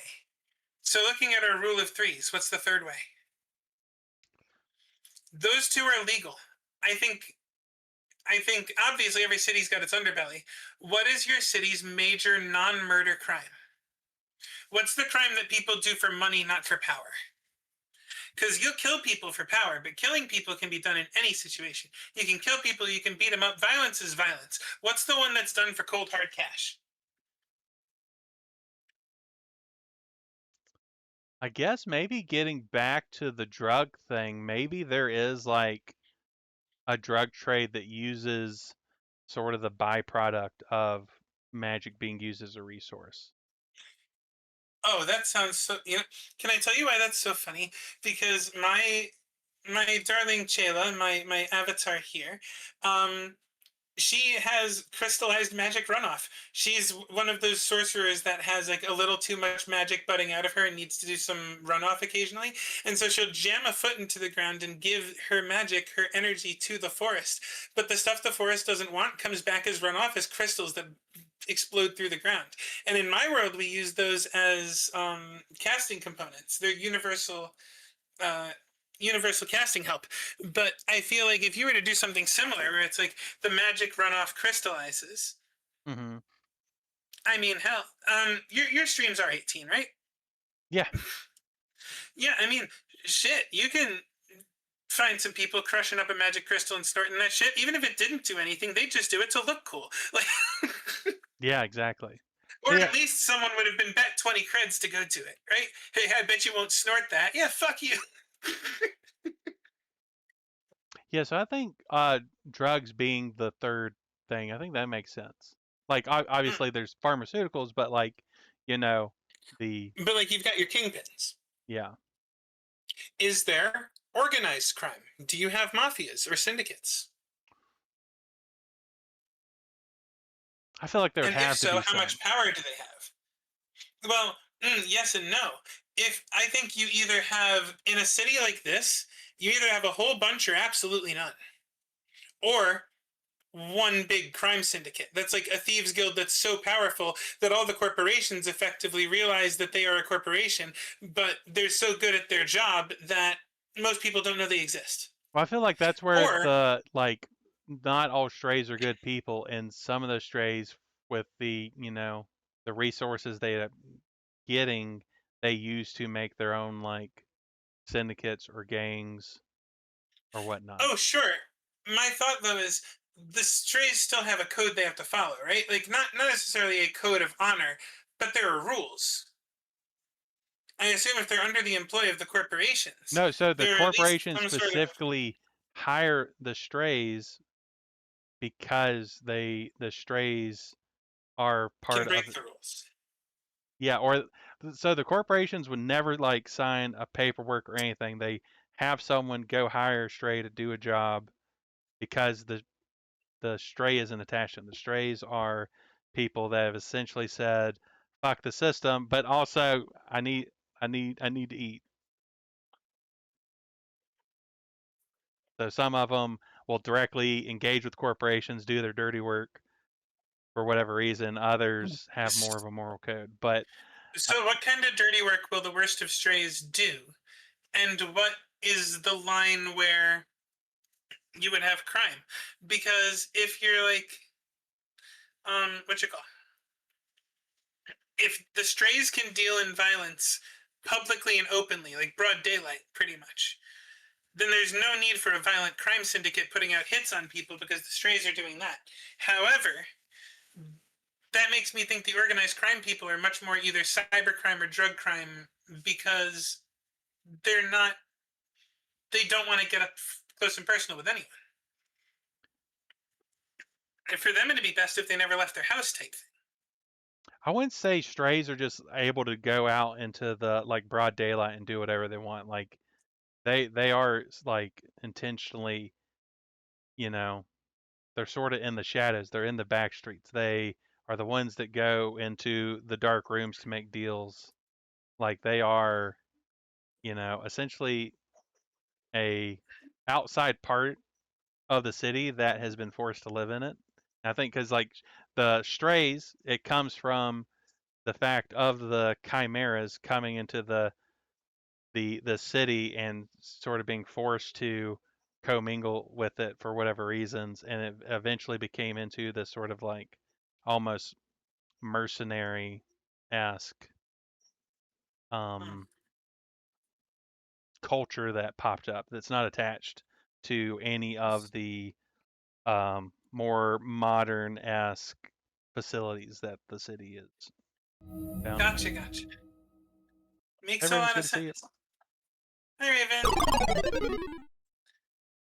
So my thought then is: does crime exist outside Yes. of like? And I mean, hear me out. Outside of strays doing the shady deals, etc., everything that you just said, they sound like unorganized crime. Does organized crime exist? And if so, is it just the security? Let's say a stray slips out of the shadows by accident, right? Hmm. Is it just the security company that's going to punish them? Is there some sort of prison system? Like, is there a jail to go to, or do you just get beaten? Like, what? Oh, I think there's absolutely a jail to go to. Run by who? Is that its own corporation, or is that the security corp? I feel like that'd be security. Fair enough. And I'd imagine the point of, you know, these jails is to do the things that the corporations don't want the public to be aware of. Can you go on? Well, sort of like, just a hypothetical, not like necessarily sense. And let's say, uh, you know, harnessing the aether, the magic to generate power is like really harmful to the body. Let's say that's what causes super cancer is transferring magic into electrical energy. They Uh-huh. don't want the public to know that that's how they're getting their power.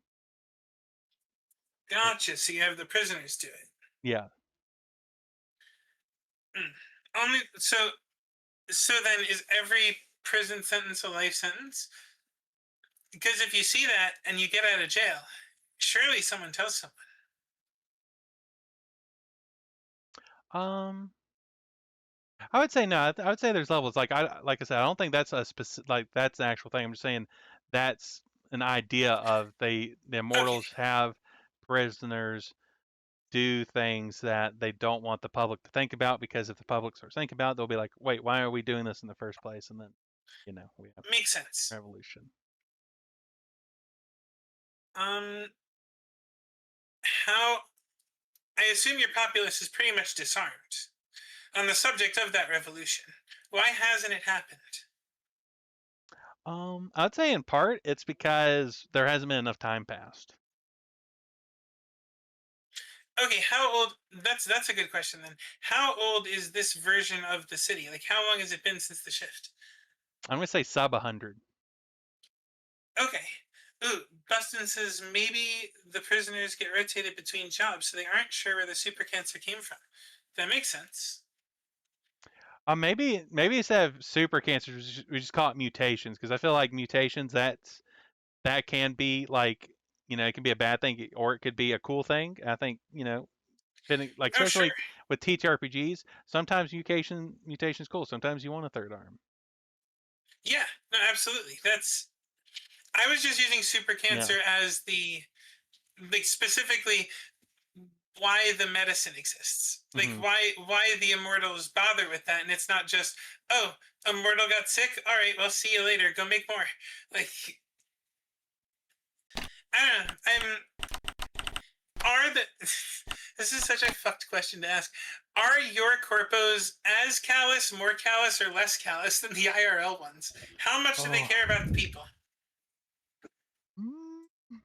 That is a good question, and that is It something. sucks to have to ask. The answer Uh, should be obvious, and it's not. hmm. Yeah, honestly, that's a really deep question. It's like, uh, oh, I would say that this is. I don't think this is actually gonna be an answer, but that Stray Cities corporations are more than just physically reliant on the people. There's a Mm-hmm. reason why they want to control the people. That is more than just, I want all the resources. Gotcha. So they're not just playing. They're not just playing to play. There's an end game, Yes. but the people just don't know what it is, and they can't conceive of it due to the eldritch nature of the immortals. Yeah. Now, the thing that's giving the immortality, our tier one, as we'll call it, Hmm. is it also writing the rules? You mean like metaphysical rules or like laws? Yeah, but I mean, no, not laws, but like the how it all works, the grand plan, that what they actually want from all the people. Is it instructions from the big thing, or are they just related entities? And this is the pursuit of the corporations and their controllers independently. I would say they're the all the thinking people, all the humans, more like immortal people that are doing it. They don't exactly know. They're just doing it because whatever's going to happen, they want to be on the top when it happens. Mm-hmm. Okay.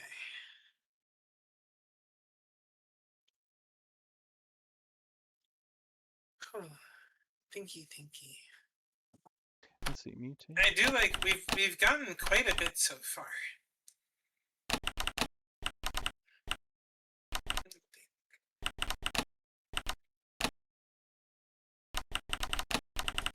Um,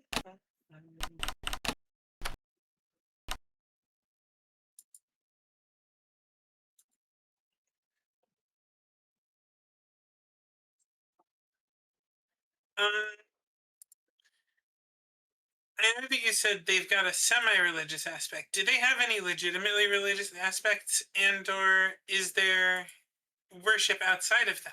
Are there any gods, Um, there there or there is are our no tier gods. one pretty much the god? Yeah, I would say the closest thing to a god are the top of the immortals. Okay. But I would say there's definitely a religion, like the even if the modern city they came from isn't actually from Earth, it's faux Earth. Like So there be religions, but I'd say it's all like minor religious stuff. There's not like a corporation or some powerful entity that is overseeing religion. It's kind of See, a, that's what I was going to ask. Is there a church, capital C? I would say Because there is like not a Barbie capital C. says, organized religion is a great way to control people. Yeah, I would agree with that. But I would say for this that there is not a capital C church. Makes sense. Outside of the corporations themselves are kind of like capital C churches in the fact that they control how you think and they control how you live and No, sure, but there's no places of worship for the immortals themselves. correct. They worship is not the thing they need or want. Um, I'd say that it's not what they want. how are the formerly religious people, I guess still religious people from the old world reacting? Because like if you're saying less than 100 years old, right? If we were to use regular New York as an example, you've got an old lady who was once a 12-year-old girl going to church on Sundays. Mm-hmm. It's like, how's she doing? I feel like grandma'd be having a hard time with the current situation. I would say like, as a justification, the fact that there was this magical or, otherworldly event that transported people from the mundane world they lived in where magic didn't exist at all outside of people, thinking there was magic to a place where there's literally magic that you can see like in the sky. That sort of was a a shift that allowed for it to not become as important of a part of people's lives, Hmm. or at Makes least on sense. a societal level, not as important. Mm, and your cosmology. I know you said that there's always an aurora, but what about like stars and stuff? Moon, sun? Yes, there is the sort of natural stuff like sun, moon, probably maybe like two moons, depending on how Do you classic fantasy you want to get. here? Hold on. We can figure that out real quick. Let me. I think I still have it open. Yeah, I have What's My Foundation open right now. Oh, not the 1957 Chevy. Honestly, yeah, it would keep working because it was actually built back then to keep working. It's true. It was. It runs. It literally, and the fact that is at that point you'd be running off magic, so it would literally be like the old Chevy that runs on vibes. It Yeah. runs on hopes and dreams, literally. Yeah. Um, do you have a couple D6s? Yes, I have mini D6. Roll 2d6 real quick. Oh gosh. Look at the star system's configuration. I got a 2 and a 6. Or an 18. So then 8. What this says is a golden sun, 6 to 8 planets. One lush, life-rich world sits in the ideal band, while others offer hostile but intriguing environments.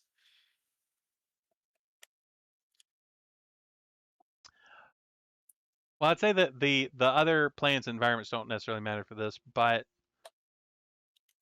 Oh, sure, but it's like that's what you see in the sky more than anything. mhm. I was rolling because this has like red, orange sun, white sun, binary star Um, system, etc. So you happen to roll in with a golden sun. The closer you get to a 7, the more normalish it is. okay. Yeah, that makes sense. Classic bell curve. Mhm. Yeah, where-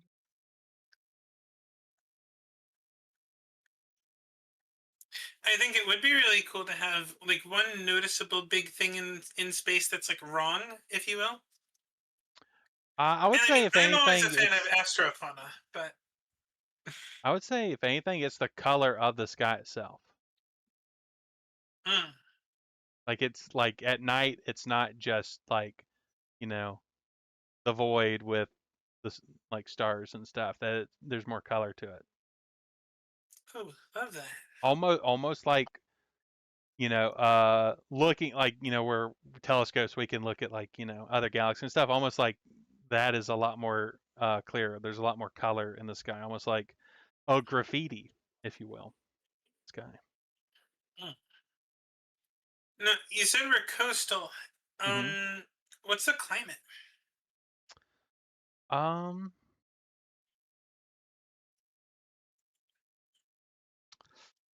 I would say like the what you'd expect for like New York City, where there's like cold winters, like you get a lot of snow, ice, stuff like that. Cold winters, temperate summer type thing. Yeah.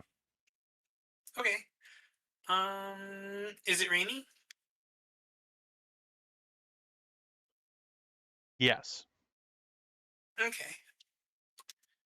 We're by the sea, so how often would you say big storms?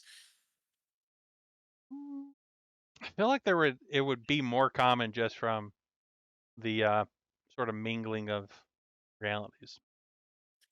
Sure. So would your storms be magical in nature then, or extraplanar, etc.? Uh, I wouldn't say extra planar. There's not necessarily that weird of stuff going on, but I would say because of like how magic is being transferred into power that and the byproduct that causes mutations and uses as drugs and stuff, when that sort of gets pumped into the atmosphere, that would cause you know more intense storms, different types of rain. Mm. Maybe like there's rain that is essentially like jelly, like little jelly drops, Ooh, sludge rain. I like it. almost like Yeah, if Vaseline was a rain. I hate that. That's awesome. Yeah, yeah, I don't like that either. That's truly. And you know the worst thing, right? You're probably thinking, "Oh God, what would that feel like?" No, the issue is what I pictured first was the sound Mm-hmm. of what it would sound like. You're sitting inside, right? You're sitting on the couch on a summer day. It gets cloudy outside. You're like, "Oh, I guess it's gonna rain." And you just start hearing splat, splat, splat, splat. Oh my That god. could be how the corpos control the food. The sludge rain kills the plants. Hmm. On that note, I think I'm gonna go get me somewhere to drink.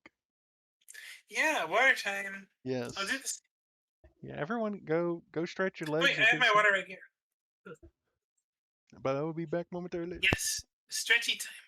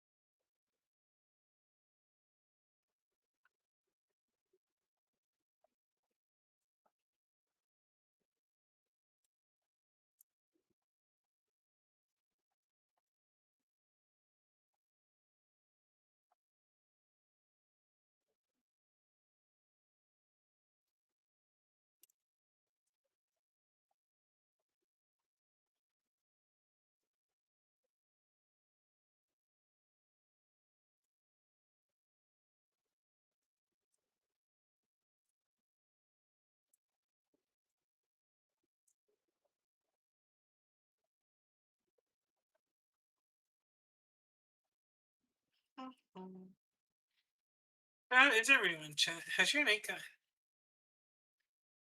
You guys having a good time? I love cozy streams like this.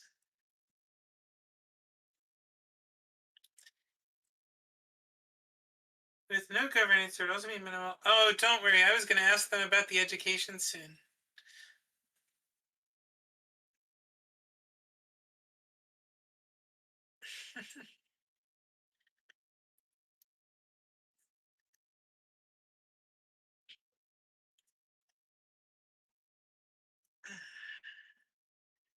Although, to be fair, Chuck, the got a big headache. Oh, I'm so sorry, but I know you've been having a lot of those lately.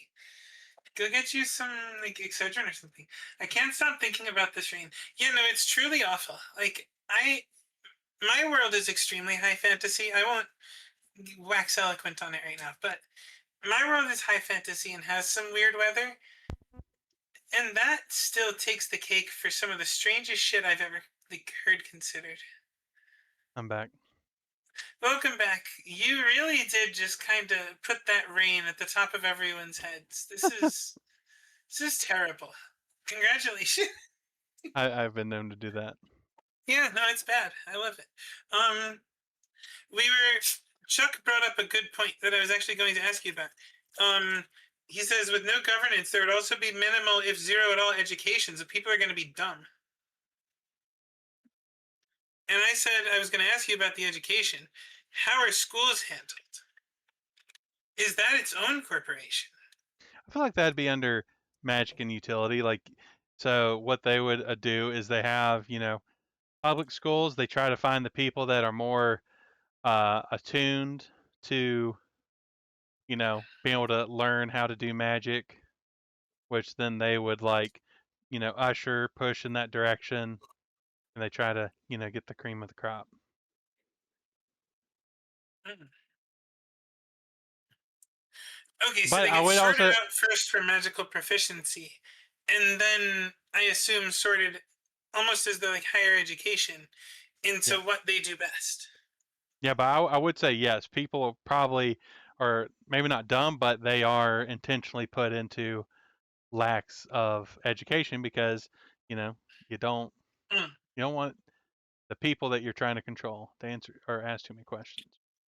How long are you in school, and what enforces you being in school? Like, is there a truant officer of some sort? Is it one of the remaining laws, or? I feel like a truant officer that would probably be part of security. Mm. I'm But just asking if there is one. Like, how do they enforce keeping kids in school and not just dropping out? I would think that it's probably more lax than it is in like real life. Like, Mm. you know, I think the teachers, the people in that trying to, teach people, they'd probably care. There'd probably be more responsibilities on the schools themselves, but if you drop out, you know, Mm. you're not like held or you're like your family's not held to a Help to any sort of account for it, yeah, for sure. So outside of societal pressure.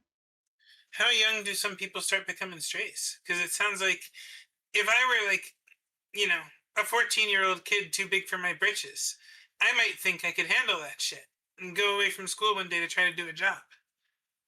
I would say that I would like on the young side for average, it'd be a little bit older teenagers, but I would say there is not like a specific age. There's probably is kid strays. Hmm. Like especially like if you were, you're born into a family that were strays, you were probably a stray, like part of that life from the get go. Makes sense. A pup, if you will. And I will. In fact, you can't stop me from it.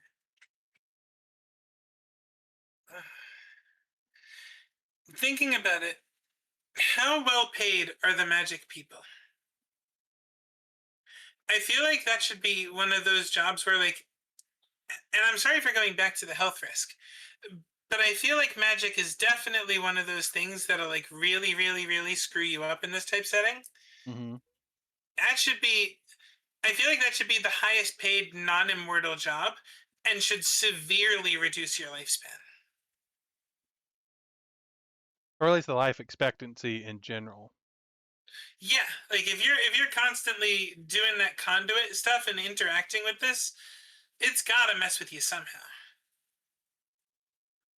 Yeah, I think that Which could add to a little extra subtle level of fucked up. It's like, well, wait a minute. If it's reducing the life expectancy, why aren't you having the people who can, regenerate their cells to it?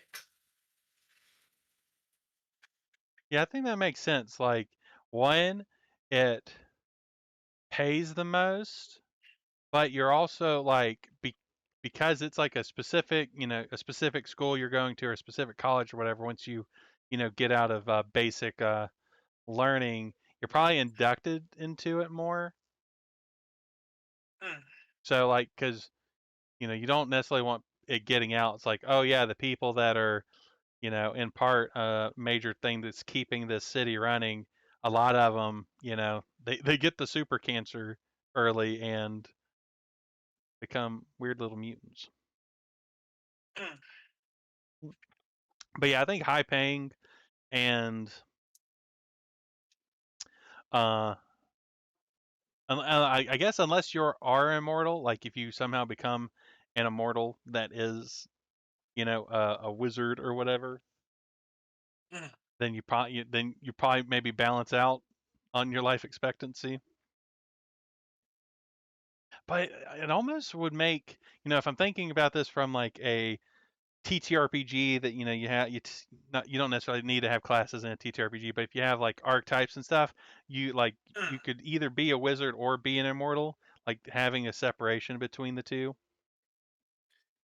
At If least, we're using like fantasy adventure D&D Pathfinder type ideals, I would have thought that immortal would be closer to a race or a background.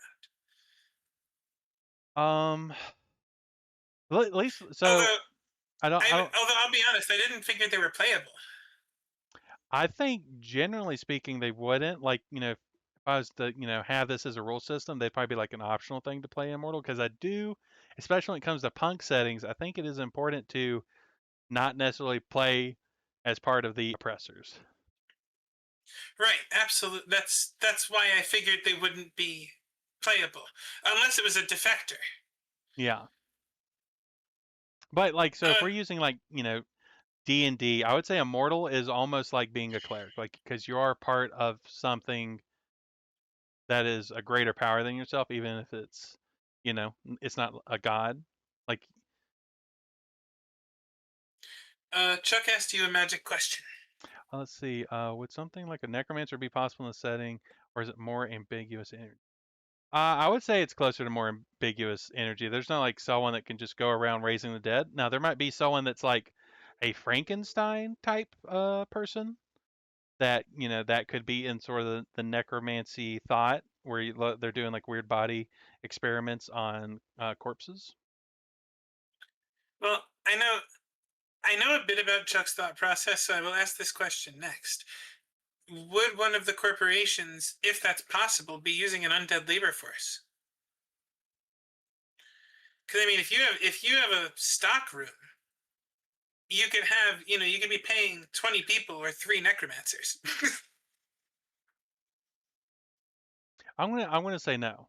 Like that they're not getting into like, oh, we can just use the dead as the workforce. They specifically want living people. Okay, so this is one of these. The immortals need it to be this way. Yeah. Makes sense. Um, we might as well address it.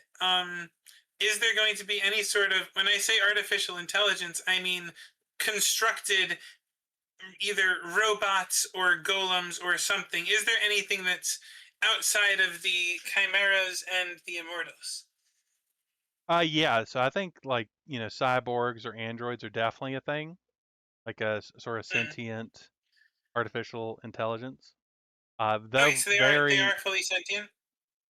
yes, though very Mm. rare. I would say like that they're rarer than immortals. Understandable. Yeah, I wasn't sure if your setting allowed for that level of tech yet, but you said it was beyond us, so that makes sense. Um, hmm. Well, I guess I should ask, where would you like to go next with it? Because I am starting to feel more familiar with the setting, and I do really like it. Hmm. Let's see. I think like maybe the strays themselves, because like from the perspective of the setting itself comes from the strays. They are the focus of the setting. Sure. So we should set up then, at least, is there a structure of some sort to anything the strays are doing? How does contracting with them work? And because I feel like it's tough to put too many shackles on them. That's why I was kind of trying to figure out everything but them, because that's where the player is going to do their expression. Hmm. But I feel like then also we need to codify for the system what can and cannot strays do. But it sounds like you said, they can take any sort of job. Like you can do something as as normal as just like taking a gig to deliver something, or you could be doing some sort of industrial sabotage. Yeah. And I think there's definitely like more mundane strays that's like, I'm gonna, help fix grandma's 1957 Chevy. Like there's definitely strays out there that are doing like not, seedy stuff, that are just like maybe they were part of maintenance at some point, but found that, a corporation deciding what gets fixed and doesn't get fixed ends up not helping a lot of people, stuff like that. Mm. Mm, And like you said, there's a forum to pick up jobs, right? yeah, so I would think, especially within the theming of strays being sort of, lost animals, that the way they interface with jobs and in the forum is through handlers. Even though like the handlers aren't like, specific to a stray themselves, they're almost like information brokers that just happen to Sure. specifically. Oh, I guess like they're like the moderators of the forum. Handlers are the moderators. Okay. So when you say they're brokers, do the strays themselves ever go on the forums, or are the brokers on the forums negotiating for them? I would say yes, that the forums are comprised mostly of strays. Okay. It's Trying sort to of like think how how when to. you're like, you're searching for a specific problem and you end up on Reddit and you're on a specific subreddit. It's Mm, the I strays was are I the was gonna people that. suggest, Hmm. yeah, like that, make it effectively Reddit, Yeah. like almost a combination of Reddit and like old school Facebook when it wasn't just an ad platform, Oh where it's god. like you post a couple pictures, you say these are my specialties, blah blah blah blah blah. This is what I will do. This is what I won't do. Hmm. And people can reach out and contact you. And like, the brokers obviously for the illicit stuff can find their ways of not doing it on public or sliding into DMs in such a way that they'll get blasted for it. But like, Hmm. I feel like if it's a strays put themselves forward and the brokers manage for them, maybe that works better because like to have it be forum based and have a lot of it be industrial sabotage or corporation v corporation stuff, it would be way too public and way too visible. So I feel like it's definitely got to be someone contacting the handlers but knowing enough about the strays. Well, there could also be like private sub forums where you have to, have an invite or whatever to get into. Mm. Yeah, or just old fashioned in person. Hmm. Mm. Let's see. How well does it pay? I think that would depend entirely on who's paying. In general, like I guess for a simple job, is it better by the hour? If you're working for just the average Joe, is it better by the hour than just getting a day job? Like, more dangerous, sure, but does it pay better? Um, I'd say like if you're just like, you're, average Joe you're hiring, it probably does not pay better. It's like you probably have a worse life being a stray at the base level than you do, doing the high risk, because most of the people aren't going to do the high risk. They're going to do, the things that they're physically able to do, maybe because they're, disabled or Mm, stuff like that. So I'd say the general quality of life of being a stray is worse, but you have more freedom. So you're sort of giving away the safety net so you can be the person you want to be. mm. Makes sense. What else do you have to forfeit? You say giving up the safety net, Hmm. which yeah, the stability of the job is. Does your world have the insidious healthcare is tied to employment?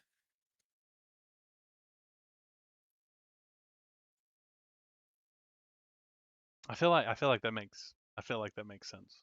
It would be weird if it did. I mean, yes and no. It could be some other arbitrary type of fucked, but if one of the things is that the strays, not only are you doing the dangerous missions, but if you get hurt, you got to pay a la carte because you don't have your world's version of whatever basic medical they Mhm. have to keep the workers not dead. Yeah, I think that's it. Like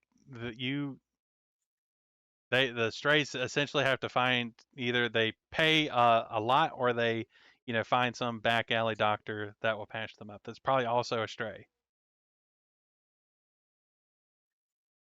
Makes sense.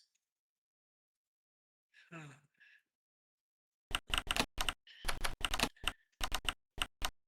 I'm thinking. I would assume some strays are merchants of sorts. I assume selling their own things. If you're gonna, or rather, I assume merchants that aren't strays don't get too far. Because like if you're just a person selling their wares, you likely don't end up getting bought out. And especially if you keep it to the shadows, maybe the corpos don't even learn you're doing it. Like if if you're not a big enough fish, why would they even care in the first place? Why would they care? And why would you, if you're not splashing in the water, why would they look in the first place? Yeah. I feel like, so is there a dedicated black market sector? Do you have like an underground?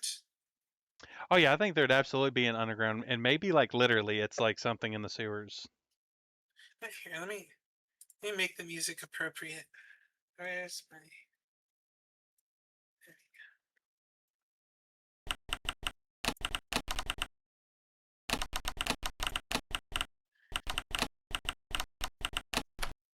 Here, look at the vibe. And maybe that's where Ah, like strays are able to, like, for instance, get like the weapons they use and stuff. It's from the underground market that is literally the waste from the city. So like, they get their guns because a gun was kind of messed up. So the, weapons security tossed it. Or maybe it was a gun that was too hot, so they also tossed it. So the stuff they're getting is literally from the underground of the city.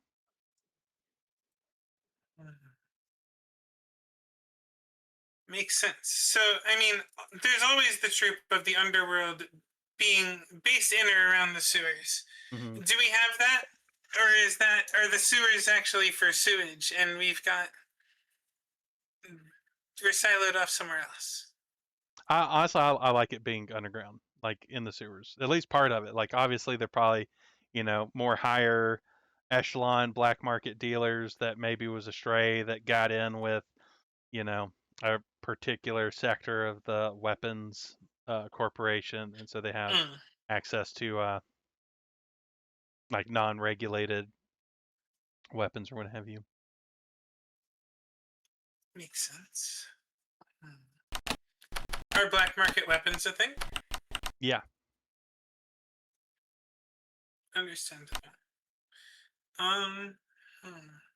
What kind of, outside of the stuff that we see in our world, weapons, drugs, counterfeits, etc., what is the main contraband?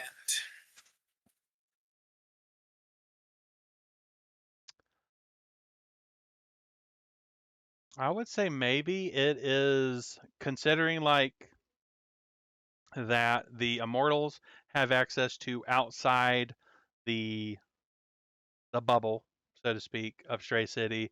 Maybe that is the biggest contraband, is outside Stray stuff. However they get that. Mm. Oh, so there's, on the subject of we never want to play the oppressor unless it's a defect. Hmm. Maybe that's what I'm thinking of, that being like the best merchant there is an immortal who has defected, hides their face, hides everything about themselves, but effectively takes commissions.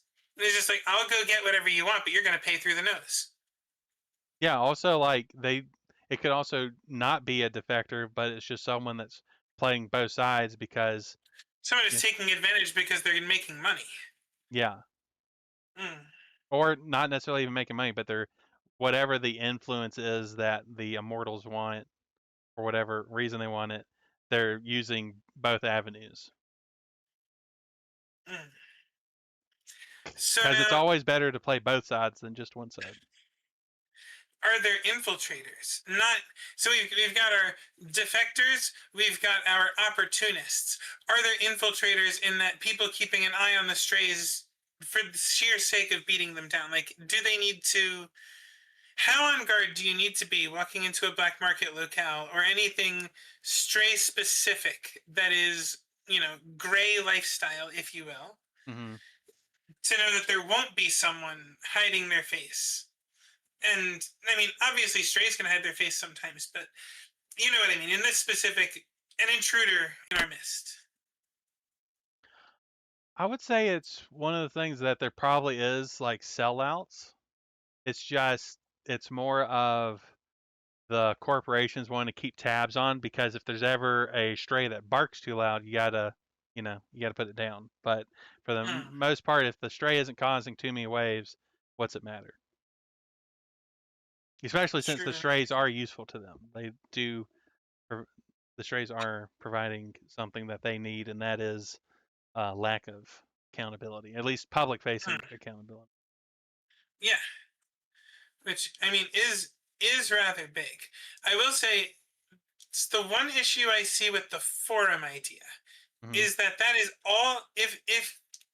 If tech is at the point where you've got androids, then that is all traceable. And while the government definitely wants to trace, what job each, well, not no government obviously, but the corpos want to trace what jobs the strays are taking. The strays also could use this to figure out like who's doing what. Hmm. Like where there's a will, there's a way, and they could get into that sort of database. I would say that, especially given that there are, I would say at the very least there is like, you know, in terms of like, big AI, like the sentient all across the internet, there's probably just one big AI, and that is probably the thing that keeps the the lid on things to where it isn't easy to figure out who is doing what behind the scenes or, in DMs and stuff like that. Mm, And fair enough. I would say it's probably one of those things where like they made the thing and that thing has a like a directive to do its thing, but it also is its own thing and it's deciding to do its directive outside of the control of other stuff. Hmm, Like they gave it the rules, but they forgot to give someone the master code to change the rules. So now this thing is enforcing the rules in the way it sees fit. I mean, sounds extremely dystopian and perfect for the setting. Hmm. Horrible, horrible. Hmm. What's housing like for strays? What's housing like in general? I would say like it would probably be mostly apartments unless you're one of the upper immortals where maybe you can have your own house stuff, and especially I feel like the amount of city that came is probably bigger than the population it has now, given like there would be like some like when the shift first happened, there would have been some bit of collapse before it sort of regained its Sure. stability. So there's probably more buildings that are abandoned, or there's a decent amount of abandoned buildings that were apartments or something, or maybe parking lots that have been taken over by people that don't have elsewhere to go, and the corporations don't care about that building yet. That's kind of what I figured. Since it would just be a matter of, well, maintenance won't go take care of that because you're not paying rent. Hmm. So that's fair enough. I imagine there would be a bunch of squatting. Or Um, maintenance figured that that is too much effort for what we care about. It's not necessarily a matter they didn't pay rent. It's just that building's too fucked up for us to care right hmm, now. yeah, at the bottom of the priority list, as it were. Um, hmm. And so is is the housing provided by the government? Is it assigned, or is it kind of just like, or not government? I keep saying government, but I mean the corpse because the same fucking thing in Cyberpunk. Hmm. Um, is the housing provided and assigned, or is it, fall asleep where you want and we'll get to it? Uh, I would feel it's almost provided and assigned to like some extent. Like it'll be like your resident is in this sector.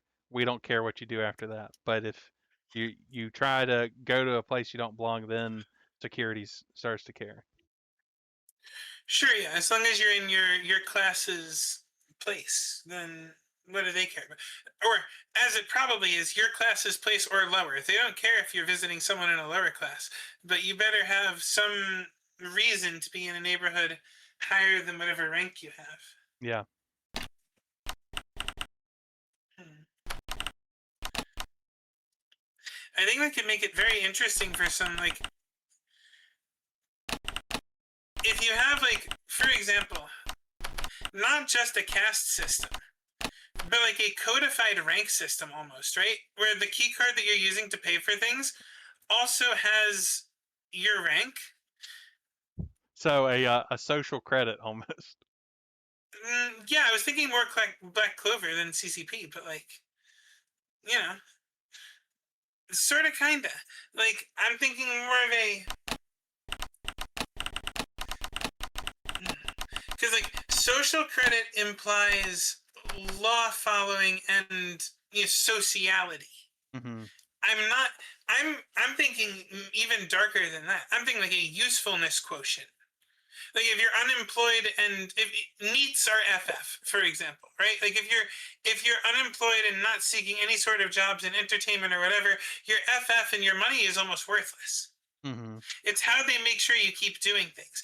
But maybe one of the things that people could pay strays with is a rank up. Like someone high enough at the corporation could be like, this job doesn't pay any money, but I see you're at rank, DB. I'll rank you up to CF right now. Hmm. And that means you can get a better house. That means you can buy better food. Like maybe that's how you establish that class system.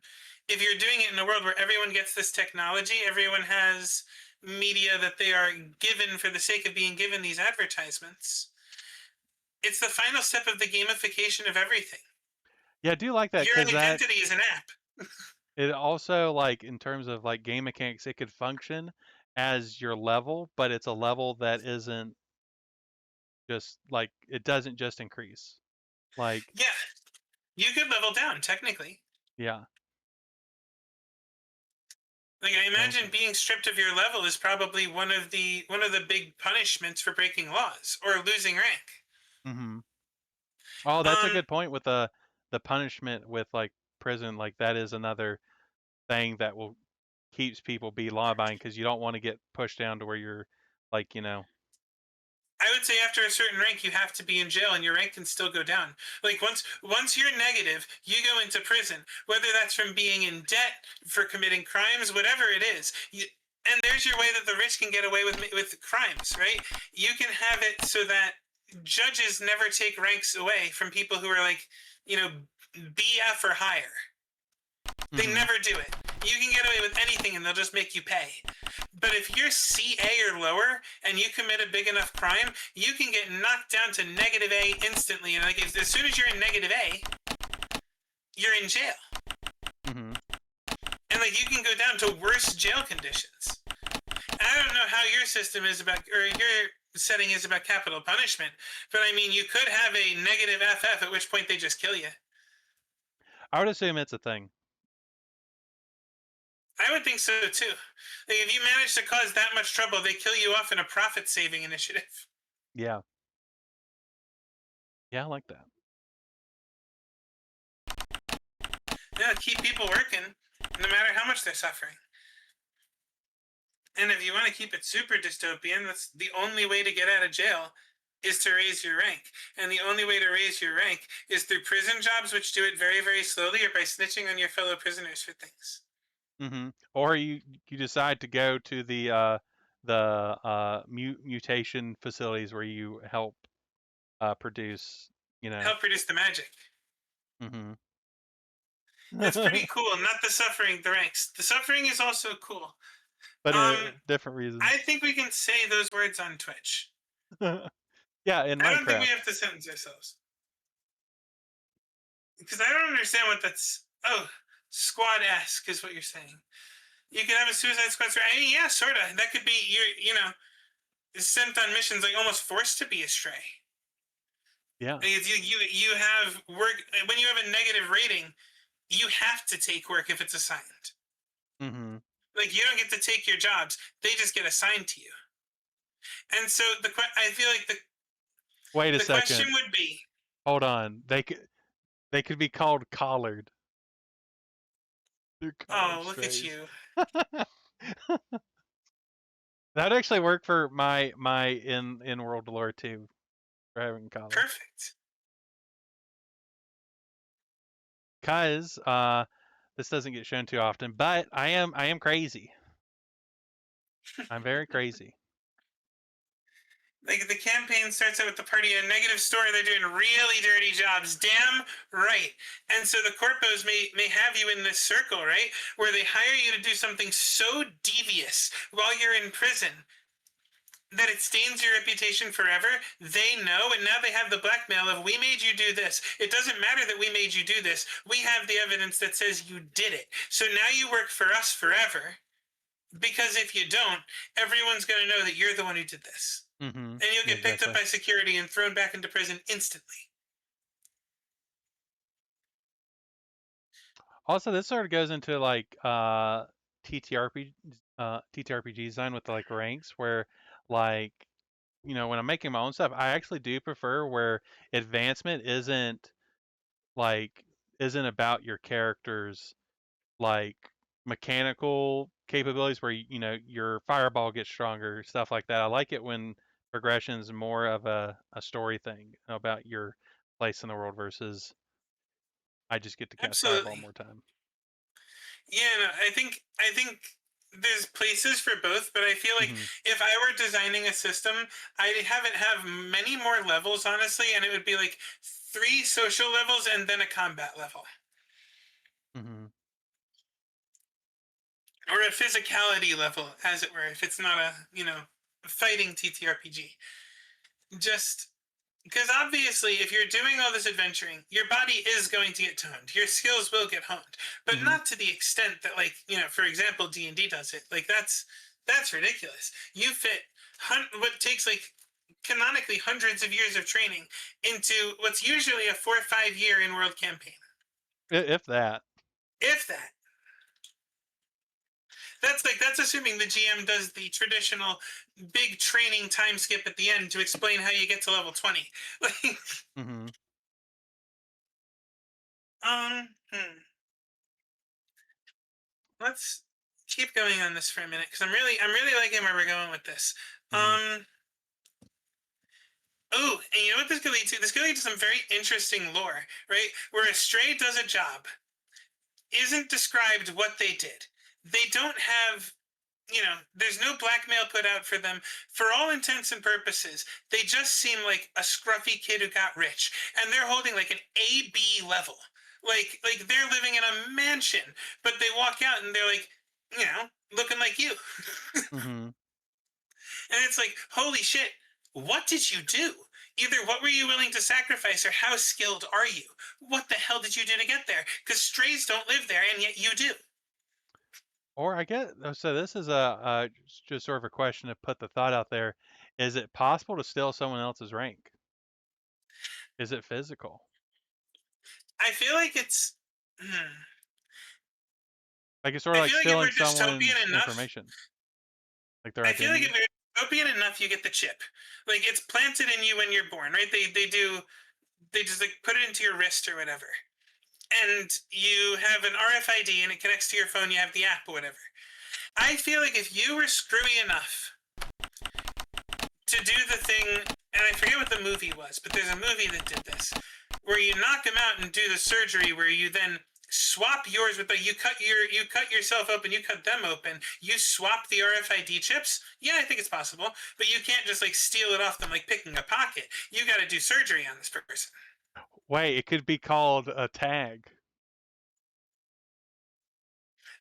I wish I had my model so you could see the face I just made and the expression I just gave you, but it was very much, go forth, my child, and do your furry shit. Well, I mean, there is a bunch of animal people. It's No, it's true. It's true. It's just, we just it's won't me go to sitting here the loving metaverse. We'll stay away from that.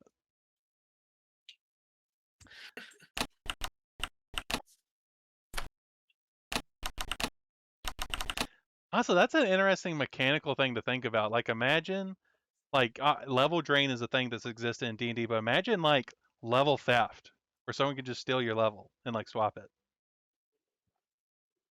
That's interesting. What if that's how you do?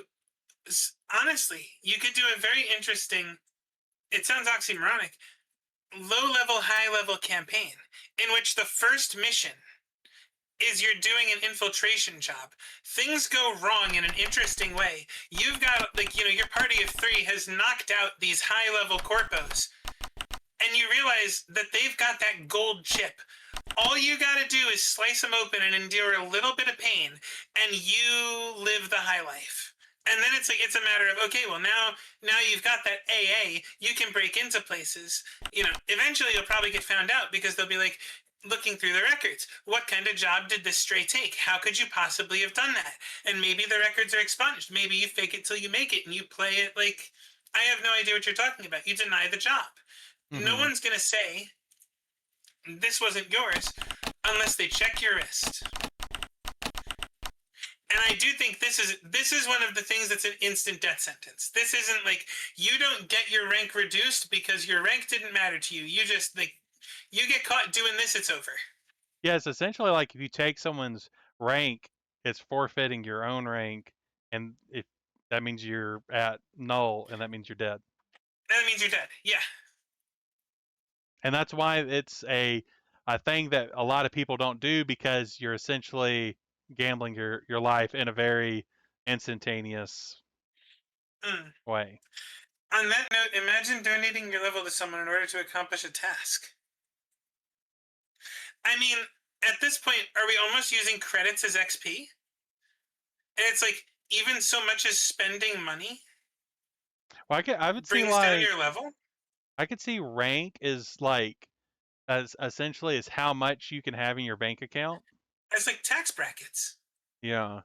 But I don't think it would necessarily, like, your rank wouldn't decide like just how much you have in general. Your rank should, okay, yeah, no, I agree, but I think you should be able to buy rank.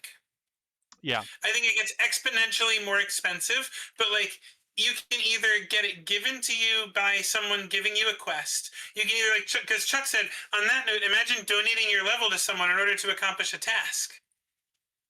Or like And I'm the thinking, old stray that's too old to do the jobs themselves, so they give it to the would-be. yes, they do. They voluntarily do the surgery, swap out with the newbie. Newbie gets high enough clearance to do the job, and the old guy, gives up his housing. Mm-hmm. Yeah, that's cool. Also, there's so much you can do with that. There's like really cool. It is really cool. I like that a lot. And I think the ability to buy rank leaves it gives you that plausible deniability, right? So like for that stray, for example, who took that heinous job that can't be mentioned, if someone asks them, hey, how did you get an AB rank as a stray? They shrug and they just go, did a job, made a bunch of money, bought it. Mm-hmm. That's not traceable. Maybe it is, but not for the average person. A corpo could know they're lying, but corpos also know that people could have A, manufactured that, or B, expunge the records anyway, so they know there's no point asking him unless the surgery scar is still visible. Yet another thing, so like, let's say a corpo like calls a stray's bluff, and it's like, oh, you're lying about your rank, and then they, do the test, whatever, to prove if it was legal or not, and then they find out another corporation gave that rank, and they just pissed off another corporation. So corpos only ever really delve into that if it's like a necessity.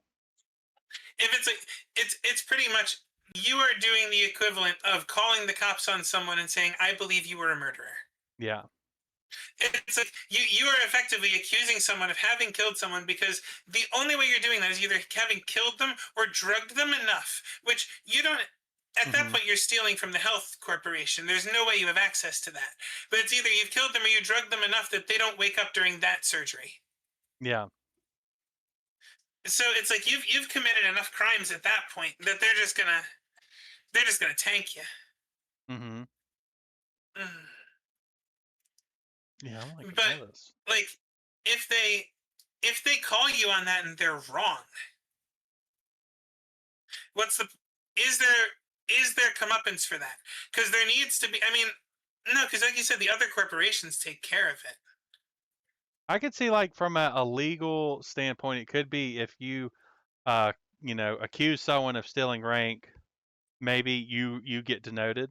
So like at least from a outside a mortal point of view, you don't necessarily want to risk that because you want to stay where you're at. You don't want to go lower. Mm. So I would like it's accusing someone it isn't as bad as actually doing it, but it's still something most people aren't going to want to risk unless they have Mm. the backing of it like of immortals in the corporation to do it, and then it's the corporation taking the risk. Chuck says instant drop to negative FF rank. I don't think it should be that bad, but I think it's I do think having. I think it honestly depends on who you accuse. Hmm. You accuse someone powerful enough, I think it should drop you to negative A and put you in jail. And then you have to work your way either up or down.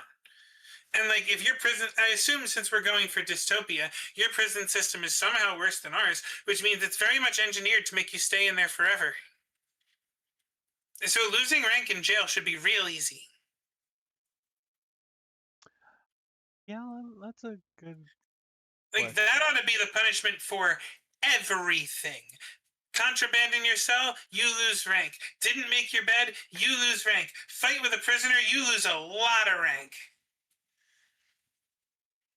Yeah, I think that like that ties into the prison. Once you get to a certain rank, you go to prison, and they give you the chance, but they also do a lot to remove your chances to get out of it Mm-hmm.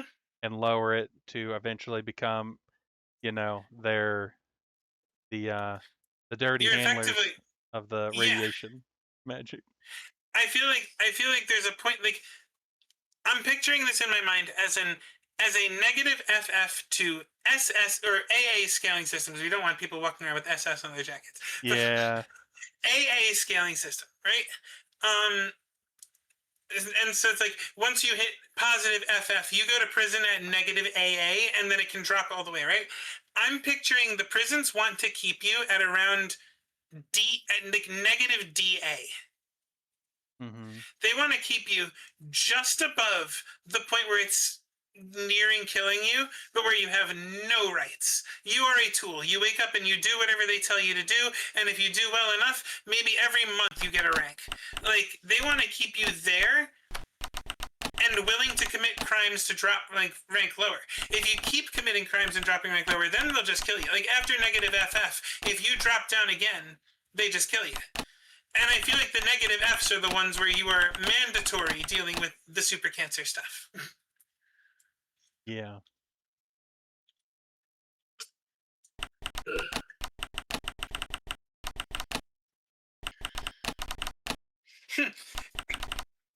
Chuck says, fight with the right prisoner, you gain rank. Incentivizes snitching. Hmm.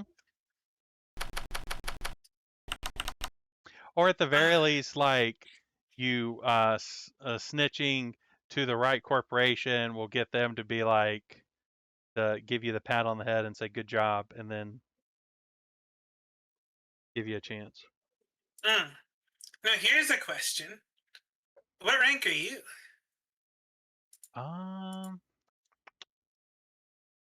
So I mean, I don't feel as though you're in jail, so you're at least a positive letter, right? this is something I haven't delved into like concretely. It's mostly just me vibing in my brain. So I guess this is a lore drop. So I am someone that was collared, but eventually went crazy and broke out. I'm essentially I guess like a roamer. Like I just go off and do stuff without really being part of even the stray system. Like I'm not interfacing with the forums at all. Almost like a Huh. werewolf that just comes out at So, night and then beats up like demons and shit. fully, you just don't have a rank anymore. Yeah, maybe Maybe, I am maybe you ripped yours out. yeah, maybe I'm null. I'm someone that is You're if a kill on caught, sight. yeah. Because I imagine being a prison escapee is also like one of the other things that gets you put at kill on sight. Yes. So And yeah, I would say it was like one of those, and this is just like a thought. mhm. If you're in for something low, it could be one of those things where it's like the reason it drove you crazy is because you got put in the system for such a low thing, like wrong place, wrong time type stuff, and then the nature of it trying to keep you there when you were just trying to get out is what drove you crazy. Well, given what we have come up with now, I think I am a mutant. Especially with the I have a model being worked on. It will probably still be a bit before like a new PNG model comes out, but it will look a little bit more um, intense compared to the what I call this the twisted mode, where it's sort of like Mm. Jinx as sort of hallucinations mixed with physical manifestations. And I do like the mask aspect. Oh no, we don't need that. Let's put this music on loop because I don't know if that music is okay to use. So maybe Um, there's like a certain sect of collared strays that are intentionally turned into mutants to be more efficient at their jobs. yeah, And obviously that makes sense. Like when you have like, you know, sort of mutations and you have corporations, there's always the one people are like, oh, what if we did this intentionally? Let's make some super soldiers.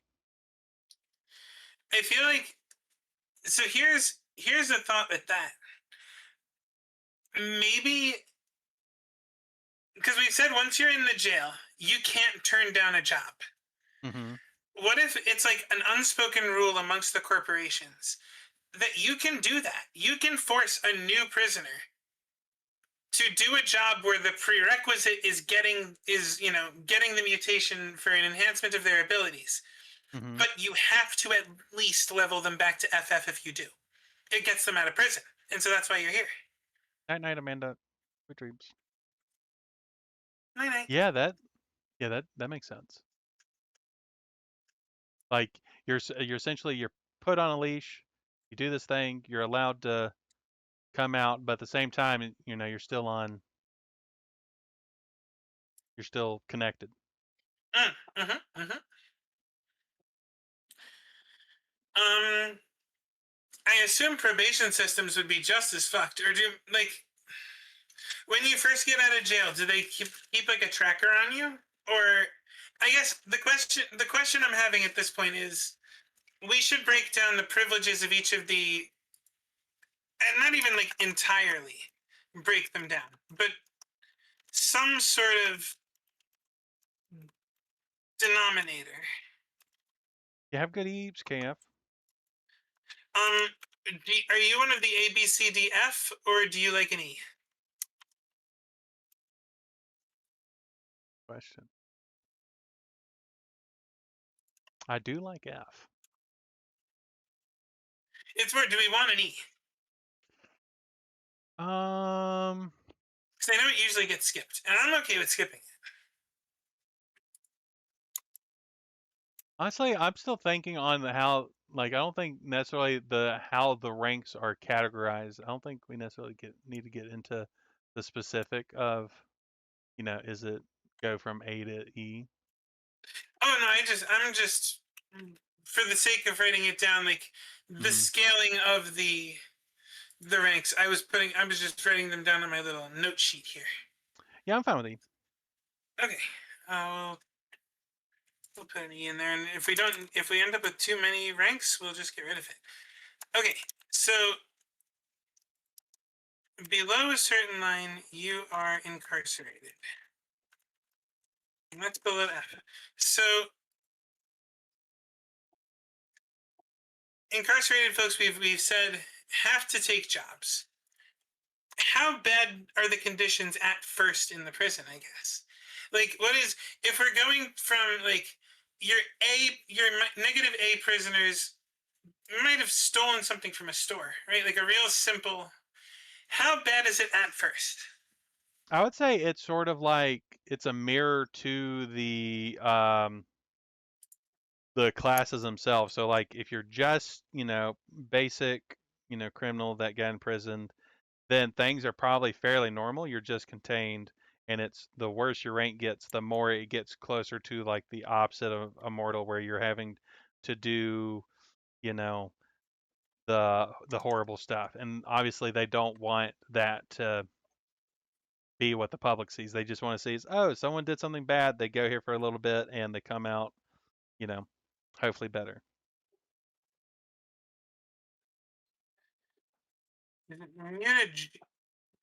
The adjective for something that encourages mutations is mutagenic, correct?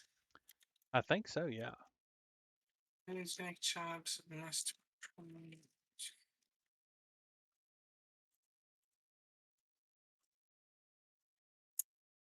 And especially with how the world buildings, what I think mutants is probably one of the core sort of, you know, monster things. Like that's where demons come from. That's where, the weird, maybe not the dungeons themselves, because I feel like that might be something else. But that's where the more monsters comes from. Is once you get too mutant, you become just a sort of a mindless thing. Maybe not mindless, but you're no longer a person. You're no longer human. You've Hmm. been pushed too far. You break.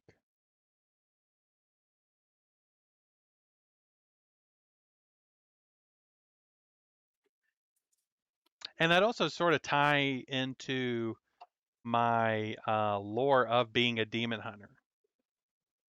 Is maybe I go after other mutants because I'm a mutant, Hmm. or I go after the Because mutants you're that the have only one been, that can take them. you know.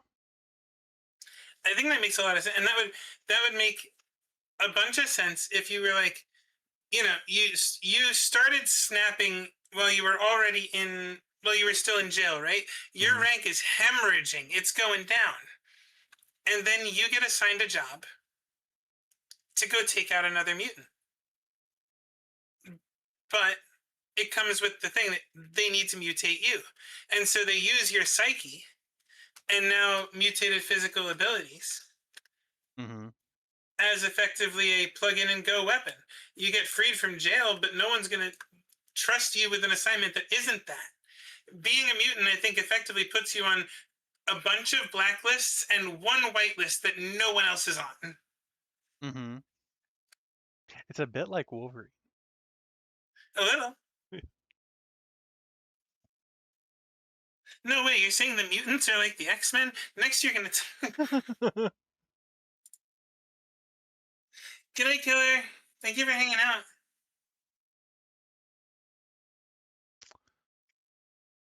Um, One of my favorite things about Killer is that he always greets and says goodbye to people using, chat specific greetings. It's very cute, and I love hmm. it, and it makes me happy. Killer's just a sweet guy. Yeah, Good good night, beat. buddy.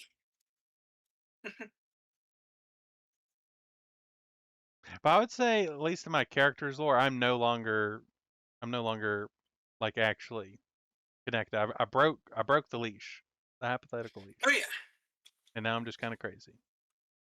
I would think so. My thought was, if you got sent on something and the last job you AWOL'd it. Mm-hmm. It was like, no, I'm not doing this. And just, it marked the job as not completed. You got, there's people out for you, but if you're a mutant, probably none that can handle you. And no other stray wants to take the job to go get you because you'll just beat him to death. If we go for like a sort of stereotypic story, it would be like I was sent to go kill like a mutant that was, maybe like too powerful or too out of control, but they were like either really hot or there's like a kid or something. I'm like, what? No, fuck this, and broke off of it, and now I'm on the run. But at the same time, I'm still killing other mutants.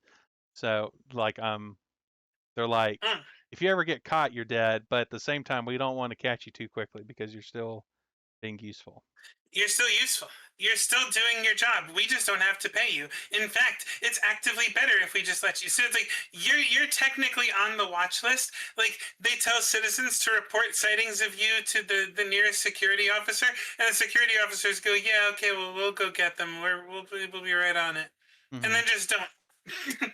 But I think if like I didn't kill the mutant, that would still make them like actively want me dead. Just not maybe not actively. They want me dead because I didn't kill the thing that they wanted killed. But Hmm.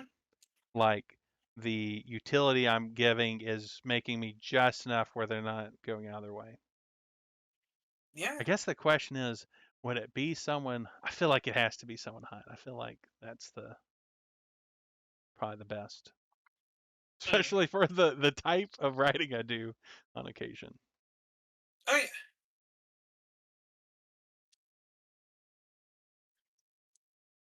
Mm.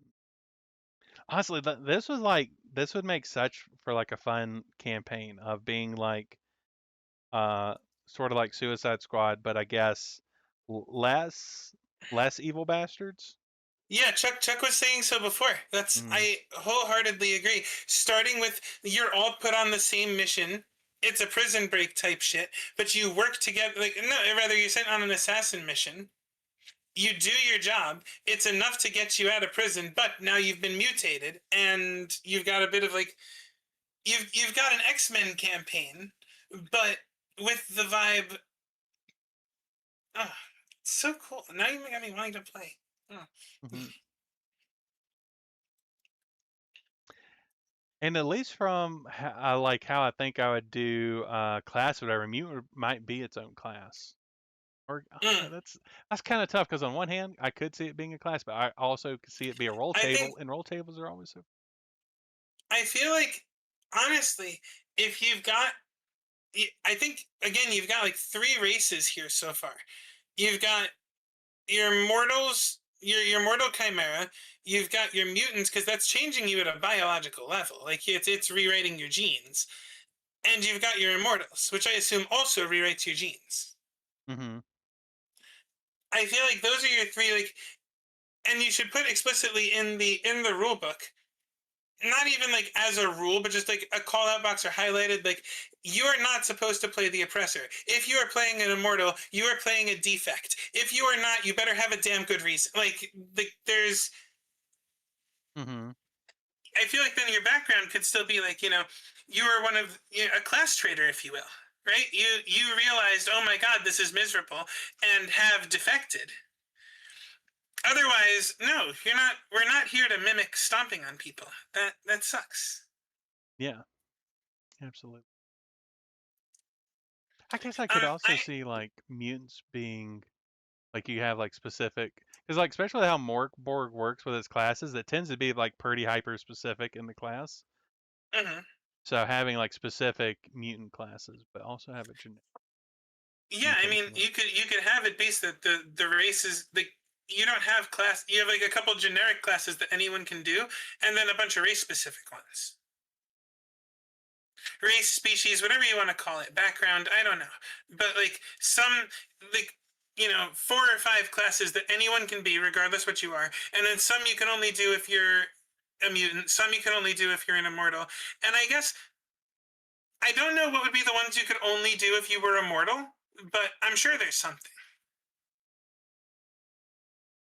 Yeah. I get like if it was going with like a typical sort of D&D-esque thing, they would probably be the like innate caster versus like a wizard's trained casting.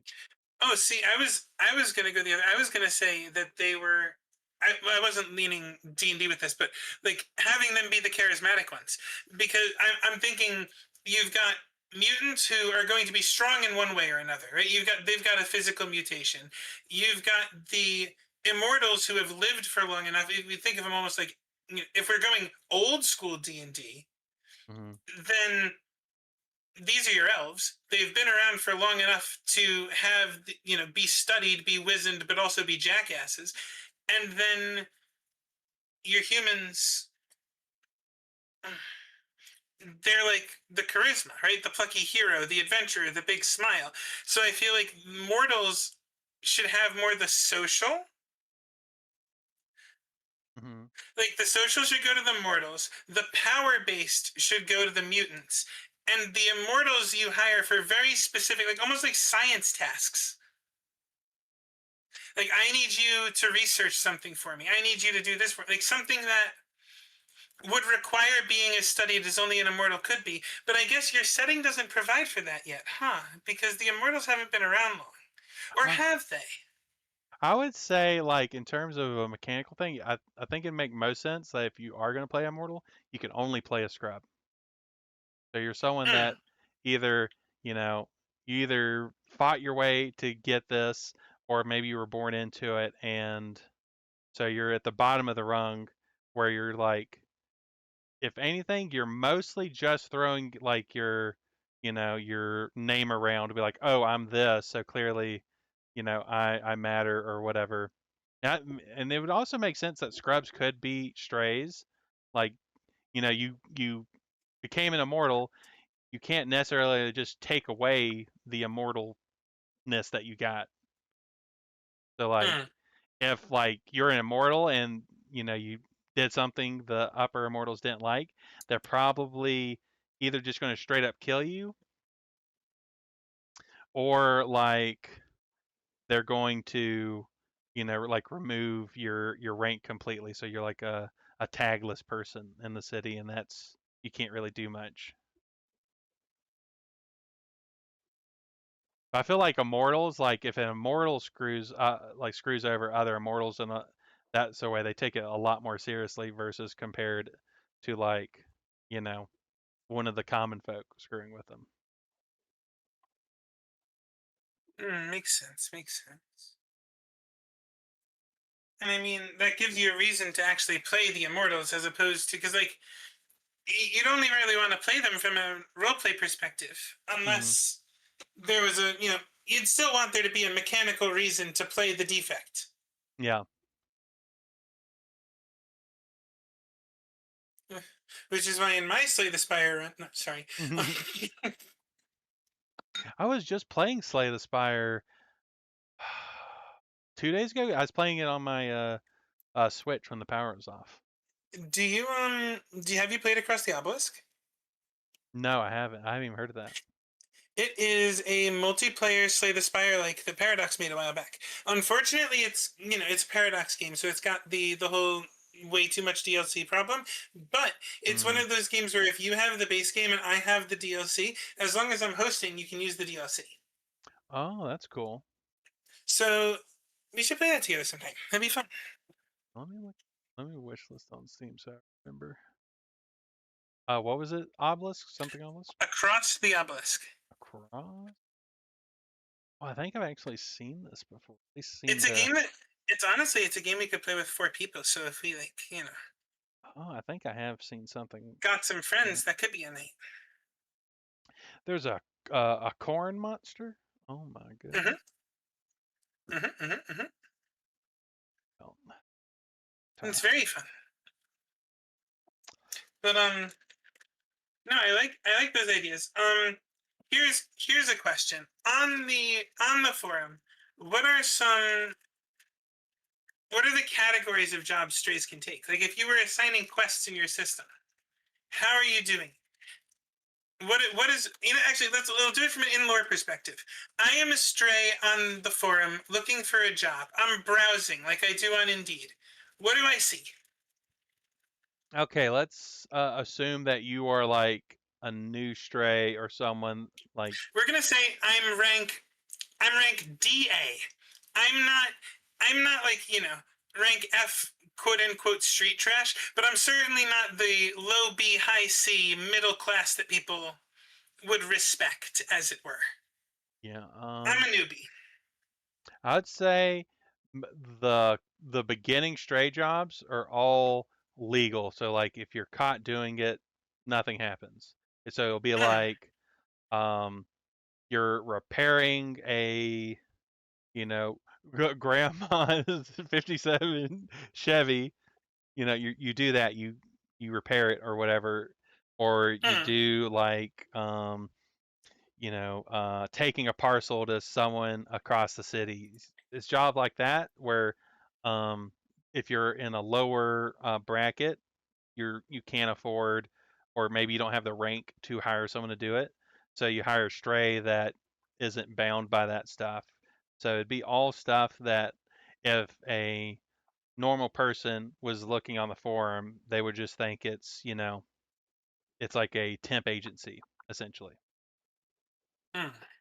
But once you get a higher rank, you prove yourself, or you've been around long enough, you get into the sub forums for specific jobs, which could be, espionage, or it could be monster slaying, or stuff like that.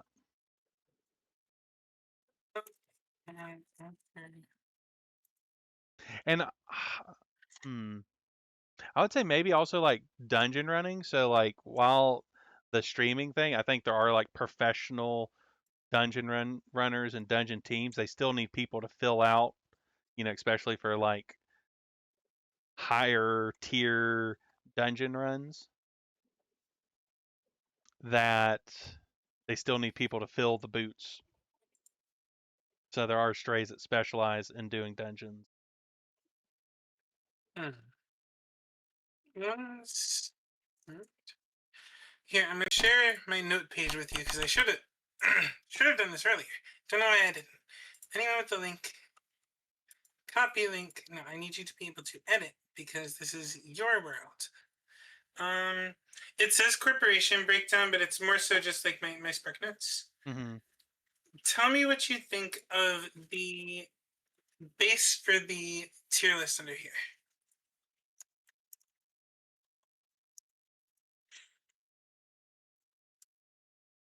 Immortal tier list. Here's the immortal tier. The mortal ranks is what Mortal I'm doing here. strays or contact personally private housing and nice product. Take any like average person. Strays can enter subforms, take specific jobs. Strays come. Yeah, that's looking good.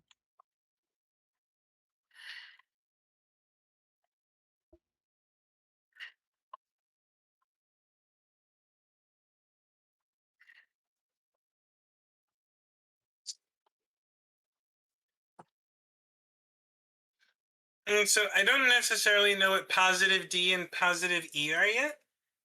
Um, But I figured like these are your everyone's got a rank, but on the stray forums you still probably need to like scan your rank to get things, right? yeah. So let's say So like, like F rank, they can only take the most. So F through D is all public facing jobs that strays can take where there mhm. is no questions asked. It's all above board. So maybe like D, if you're doing a job for someone of a higher rank than you in a different part of the city, you're allowed to go do that in that job, but it's still a legal public thing you're doing.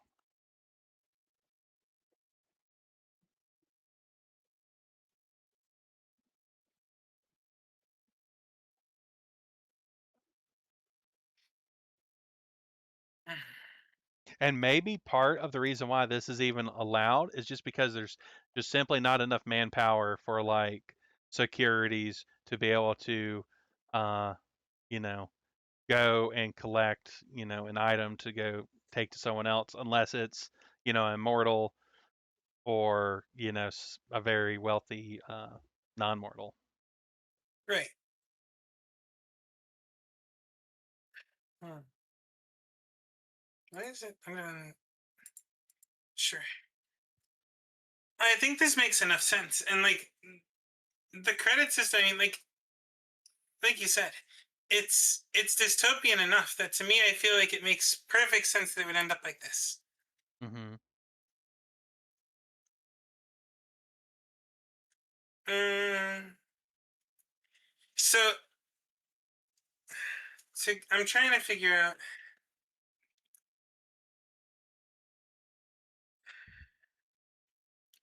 when you were born. Do you have a rank that's the average of your two parents, or the lower of the two, or the higher of the two? Mm, What determines? Because I mean, obviously, class mobility is supposed to be very low in a dystopian setting. So you are being born with some effects of what your class already is. yeah. I feel like averaging them almost makes more sense. Which Hmm. is why it's such a faux pas for people of one class to date below or marry below, because you are actively making it harder for your children than if you married above or in the same class. Yeah, I think that makes sense to me. Oh, wait, no. Okay, so then how eugenicsy are we getting with our dystopia? Because then maybe it is specifically the lowest class is what the child is, to not encourage the societal equivalent of race mixing. Um, Sorry for all the dark turns, by the way, but city life gets kind of grody. I would say that really the only thing that, in terms of like that, would matter is if you're immortal, like partnering with someone that's not an immortal. That is where it's like, what are you doing? But like for every non-immortals, it essentially doesn't matter as much outside of the like, oh, my child is a slightly lower rank than me. If Mm. I'm, you know, I have a child with someone that is of lower rank. Or maybe that's maybe part of marriage, like if you get married or have a sort Oh, of, you fuse your ranks. yeah, maybe you take on like maybe the the higher of the rank. So if you end up having a civil union with someone, you take on their rank. But oh yeah, how's it going, Colton?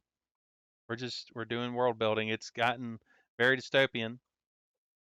I mean, I thought that's what we were going for. If it wasn't supposed to be, you can stop me at any point. I mean, it's definitely supposed to be dystopian for sure. Hell yeah. And you said cyberpunk dystopia, and I went, oh boy, I hate capitalism. And I figured, let's explore all the reasons why. Um,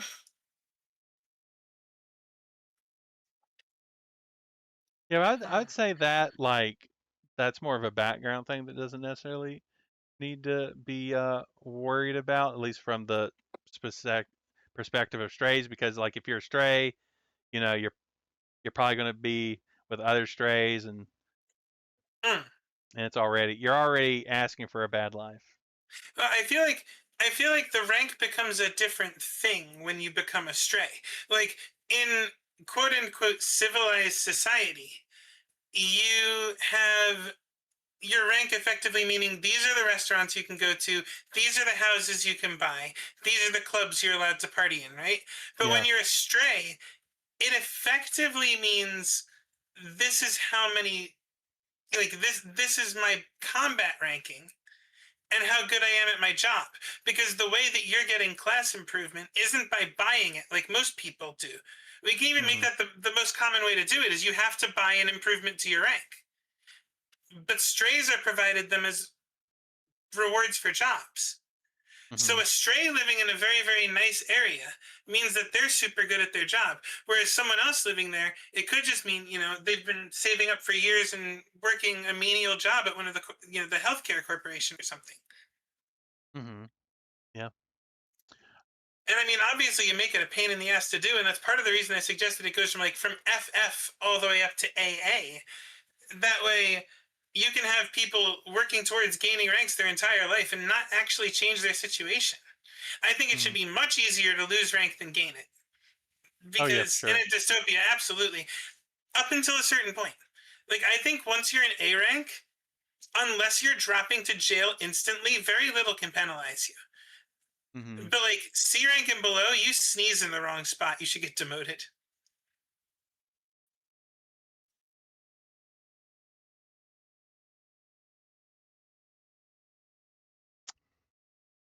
Think about.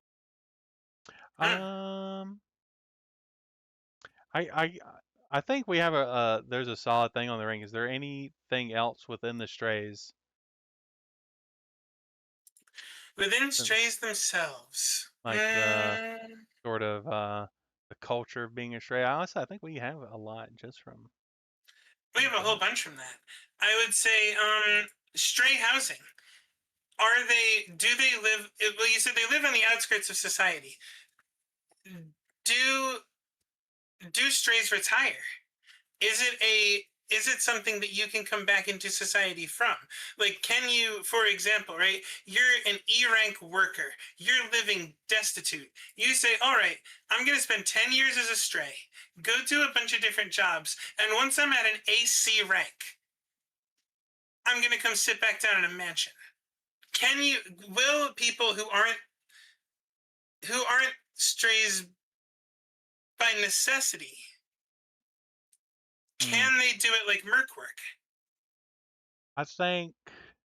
I think there is the dream that you can do that, but I think in actuality, the number of strays that are actually retire, either from, you know, having the money to do so, or I think more accurately, of once they enter the life, they no longer know how to live Mm. normally again, is very low. Like the number of retired strays is,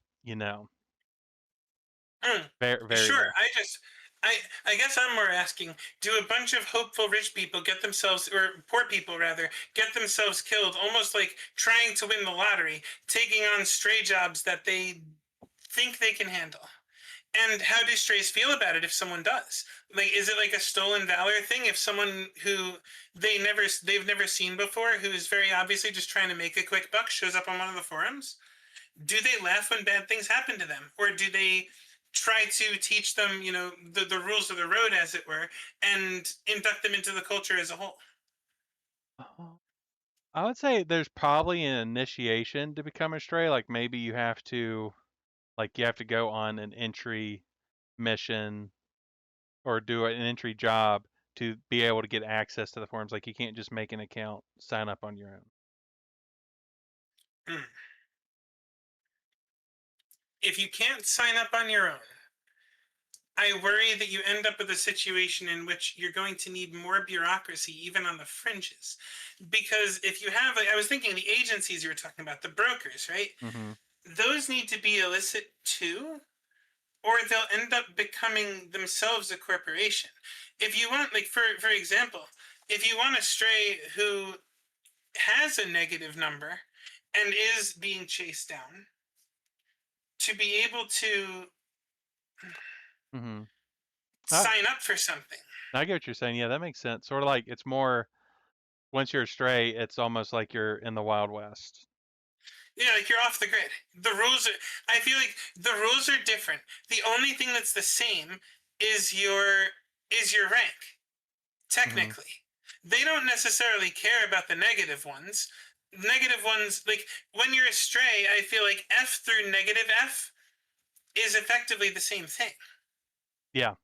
I don't feel like you can get demoted when you're a stray. Like, they don't take points away for failing quests. You just simply don't get anything. Whereas the corpos will derank you. Hmm. Strays, it's just, all right, are you still F rank? All right, you haven't succeeded enough yet. So here you can still only do the basic quests. Yeah. I Yeah, mean, that's it. obviously, you should be able to derank if you like betray someone, but I feel like they don't have the strays don't have the tech to actually derank you Hmm. on your like you'd need a corpo to do that. And it I don't know, becomes it's a very more, interesting thing. and like, so like if you're part of the corporate life, like there are the rules and stuff, and it's a lot more, it's less societal, you know, in that sense, where it's more just about how does the corporation see you and how do you interface with the corporation. But once you come astray, like, you know, if you're a bottom rank, only thing that really matters is how the other strays see you. Like if you're, you know, shit on your job or you get people killed, other strays aren't going to want to do jobs with you. Stuff like that. Yeah. But at the same time, like if someone, like, you know, let's say there's a bad stray, someone that does like, you know, evil jobs, you know, that like killing innocent people, stuff like that, that Mm. the strays also, they're not kicking you out because they can't kick you out. There is nothing to kick you out of. You are able to get on the forum yourself, and there's not really anyone that's able to do anything about it. Mm. Well, that's what I was going to ask. Are there forum janitors? Um, Who runs the forums? Who hosts the forums? I think I we're going almost about it would be the AI that is I was hosting going to stuff. say it should be the AI. And the AI doesn't. Only thing the AI cares about is following like the forum rules. It doesn't care if Yeah, you. the AI, let's say the AI was almost like built by a forgotten stray. It is not beholden to any of the corporations, and the code has been locked away. Like even the person that made it doesn't have access anymore. Hmm. Oh Yeah, like wait, the what mhm. if the three keys is for the AI itself? That's how you turn off. Oh, the three keys to turn off the power also can be used to turn on the AI. No, I think it's one and the same. If you turn off the power, you turn off the AI. But you cannot turn off the AI unless you turn off the power. Oh, that really so you can't just shut down the AI and manifest it. You need to okay. And obviously, the three corporations, they don't want to turn off the power because that's how they're doing all their Because things. that's how they're generating everything. So they have it's another necessary evil. They have to let the AI be in control of what's going on because otherwise there's nothing to control. Hmm. So they have to let the AI handle at least that part. And they really, as long as the AI is still sending them the jobs that they want it to, they have no reason to fight it. Yeah. The Straits as a whole could be represented by a pseudo organization, i.e., organized crime. Yeah, we were talking about that before. I was going to ask if there were gang war, like not gang wars per se, but like, is there gang turf between organized groups of strays, or is it all an understanding? I think there is, but I don't think it's like I would say it's organized in a disorganized way. Like it's not that all strays decide to do this. That there's some strays that got power and now they're using their power to keep other strays off their turf. Mm. I think establishing some of those collectives, like the strays have. I mean, hell, if there were a couple like agencies and brokers, right? Mm. They could offer you yeah, we'll do the stuff. We'll go to the forums for you. We'll manage all of the contacts with people. Hell, we have some contacts that only work directly with us. They post jobs that aren't on the forums. All you have to give us is 10% of everything you make. Mhm. I think I would like And to it's keep like, that stuff, like a lot of the stray specific stuff attached, because a big thing I'm wanting to do with my community is have people in the community like be a part of the world. So having, you know, mm, KF for instance, if KF wanted, you know, him to have a, you know, a stray gang, then that would be something that was created that sure, way. I get you. My one request, um, I do not necessarily need a large role, but if there's no alchemist, can you make a little bartender that looks like me at some point? Yeah, I If I'm was not mixing actually potions, I'm mixing drinks. Yeah, they're at like I think a bar is one of like the core sort of like stray hangouts. Like if there was like an anime of this or something, like there would be Mm-hmm. like the go-to stray bar. Absolutely. I think I actually let me look at my server because my server is sort of in lore a little bit, and I think Mm. one of them was a bar. Here, I am going to take a moment to take a bio break because it's been 3.5 hours and I really need to pee. I'll be right back. Yas. Uh,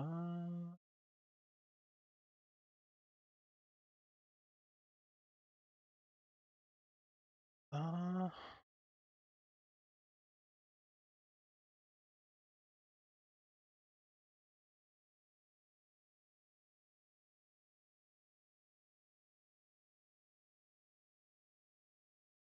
let's- ooh.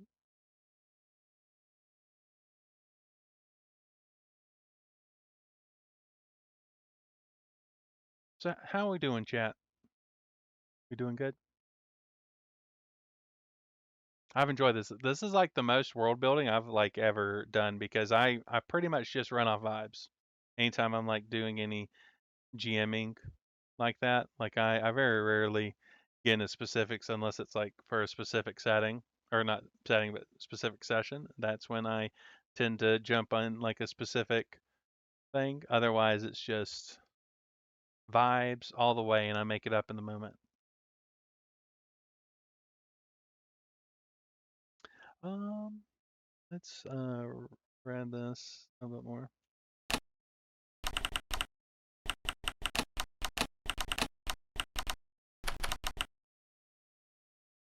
Oops.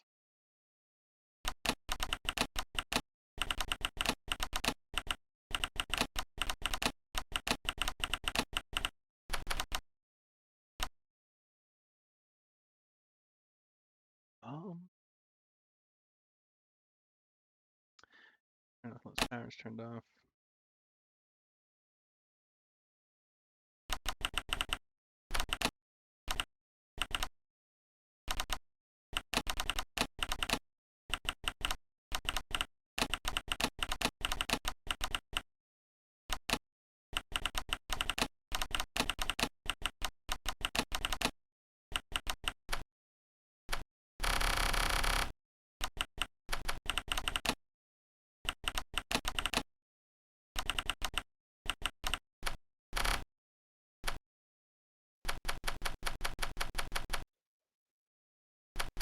All right, I am back. Welcome back. I think I am going to do what you just did, and you can watch over. I need to I refill will. my drink. I will stare at chat. Yeah, stare at them.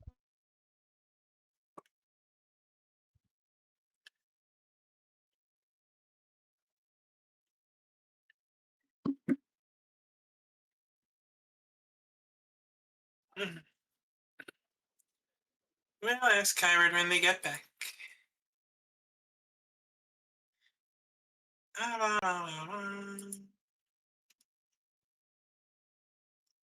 Hi, Maya. How are you? Welcome, welcome. Kai's in the bathroom, but they'll be back soon.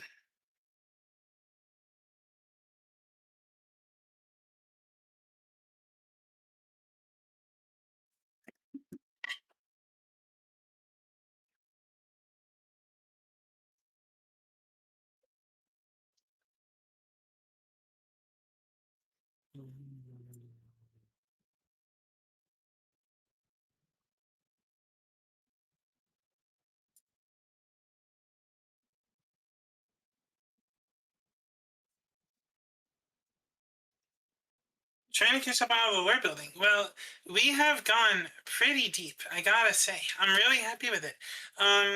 We've got a bit of a rank system for the society, pretty much social credit for a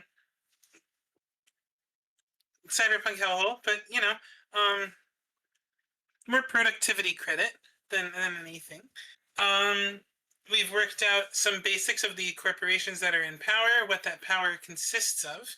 Um, the types of mobility within society, both upwards and downwards, the carceral system, basic stray society, and we're just starting to really get into like culture, I think.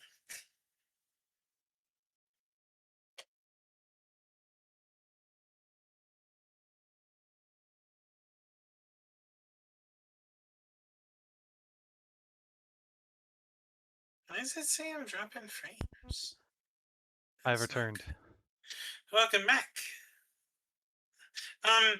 Chuck had a question for you regarding skeletons, which kind of tracks for Chuck. And Amaya's here. Could an immortal become a skeleton? One of the one without regen. I'm gonna say no. If the regen is what allows immortals to, it's at least it's attached to what allows them to be immortal. So if you don't have that, you're just dead. Yeah, True. it's good to see you, man. Yeah, there's been a lot of lore, a lot of me making animal people jokes. It's true. I've accidentally played directly into their hands by just yapping. Mm-hmm. And I do love to yap. Productivity powder. I feel like Yeah. any drugs they would have a lot more street names because street punk is sort of one of the main inspirations. Well, I mean, yeah, obviously. I think it's one of those things where it's like it'll be addressed occasionally in World, but I think it's just a like let people design their own crime syndicates with their own specialty drugs if they want. Otherwise, it's just a vague, there are party drugs that people sell to make money. Mm-hmm. Though a party drug spark table, that would be kind of cool to see in a TTRPG. It would be, Design your own drugs, designer drugs, if you will. if you will, indeed. And in Minecraft, I will. Yes, in Minecraft, or I guess now we can say in Hytale. True, true. Even though honestly, if I was expect any of the sort of Minecraft likes to make drugs, it would be Vintage Story out of the bunch. Let me spend 1 week of actual playtime to make some drugs. It's like that. It's like that episode of I forget what it's episode of even, but Gordon Ramsay went to the jungles to watch people make cocaine for some reason. That is wild. I have to link it to you later. It's a fever dream watching it. He's just like, bloody hell, you guys, and then you dry it out and you crumble it down. It's like, yes, Gordon, that's how it works. Why are you there? Why did they let you bring a film crew? It's so surreal. I don't know why it exists. Because entertainment. Sure. They can do anything they want if it's for entertainment. Mm. But Oh, can I have such a fucking dystopian suggestion name for the entertainment, the media empire. oh, LUK. Look. oh my god. You can put the umlaut if you want it, but just look. You LUK. The U is the umlaut, and the dots over the U in the umlaut are eyeballs. Oh my god. That's the logo. I'll put that for now. I don't know, like when I've designed stuff, I always spend the longest time on names. I'm like, that's the one thing I'm like super picky about. I don't know why. It's that's so interesting because like I'm exactly the opposite. Names for me, I can go without. I can just make something up and be pretty happy with it. But it will eventually become established in my lore. So that's where I'm at. Like hell, one of my most beloved characters' names is Derek. Well, it's like in play, like my like just playing brain is very different from like designer brain. Like in play, I'll just make up random stuff. Like one of my most famous characters' name is Bobbert. Oh, sure, I'm talking about one of my NPCs in my world. But I get what you're saying. But like the last thing I worked on, I spent like I think it was a full year, and it's like a little over 20 pages long. Oh, Derek's beloved. It's true.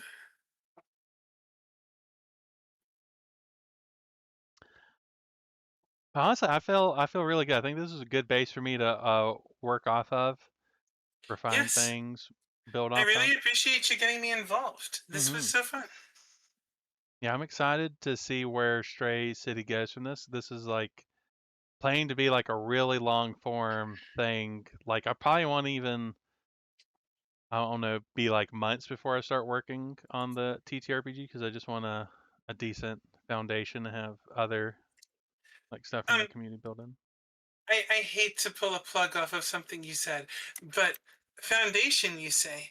Well, for everyone interested, I actually co-wrote a world building book called What's My Foundation? And here is a link with a discount for it if anyone is interested in picking it up. It's not necessarily for cities, it is for general world building, down from starting at the creation of all things and down to the beginnings of society. If you want to make some worlds, I think it's a great tool, and I'm really proud of it. We did Oh, a can lot of you work. send me the link? Twitch chat ate the link on my end. Yes, I got you. I'll post it. Donka. That's it.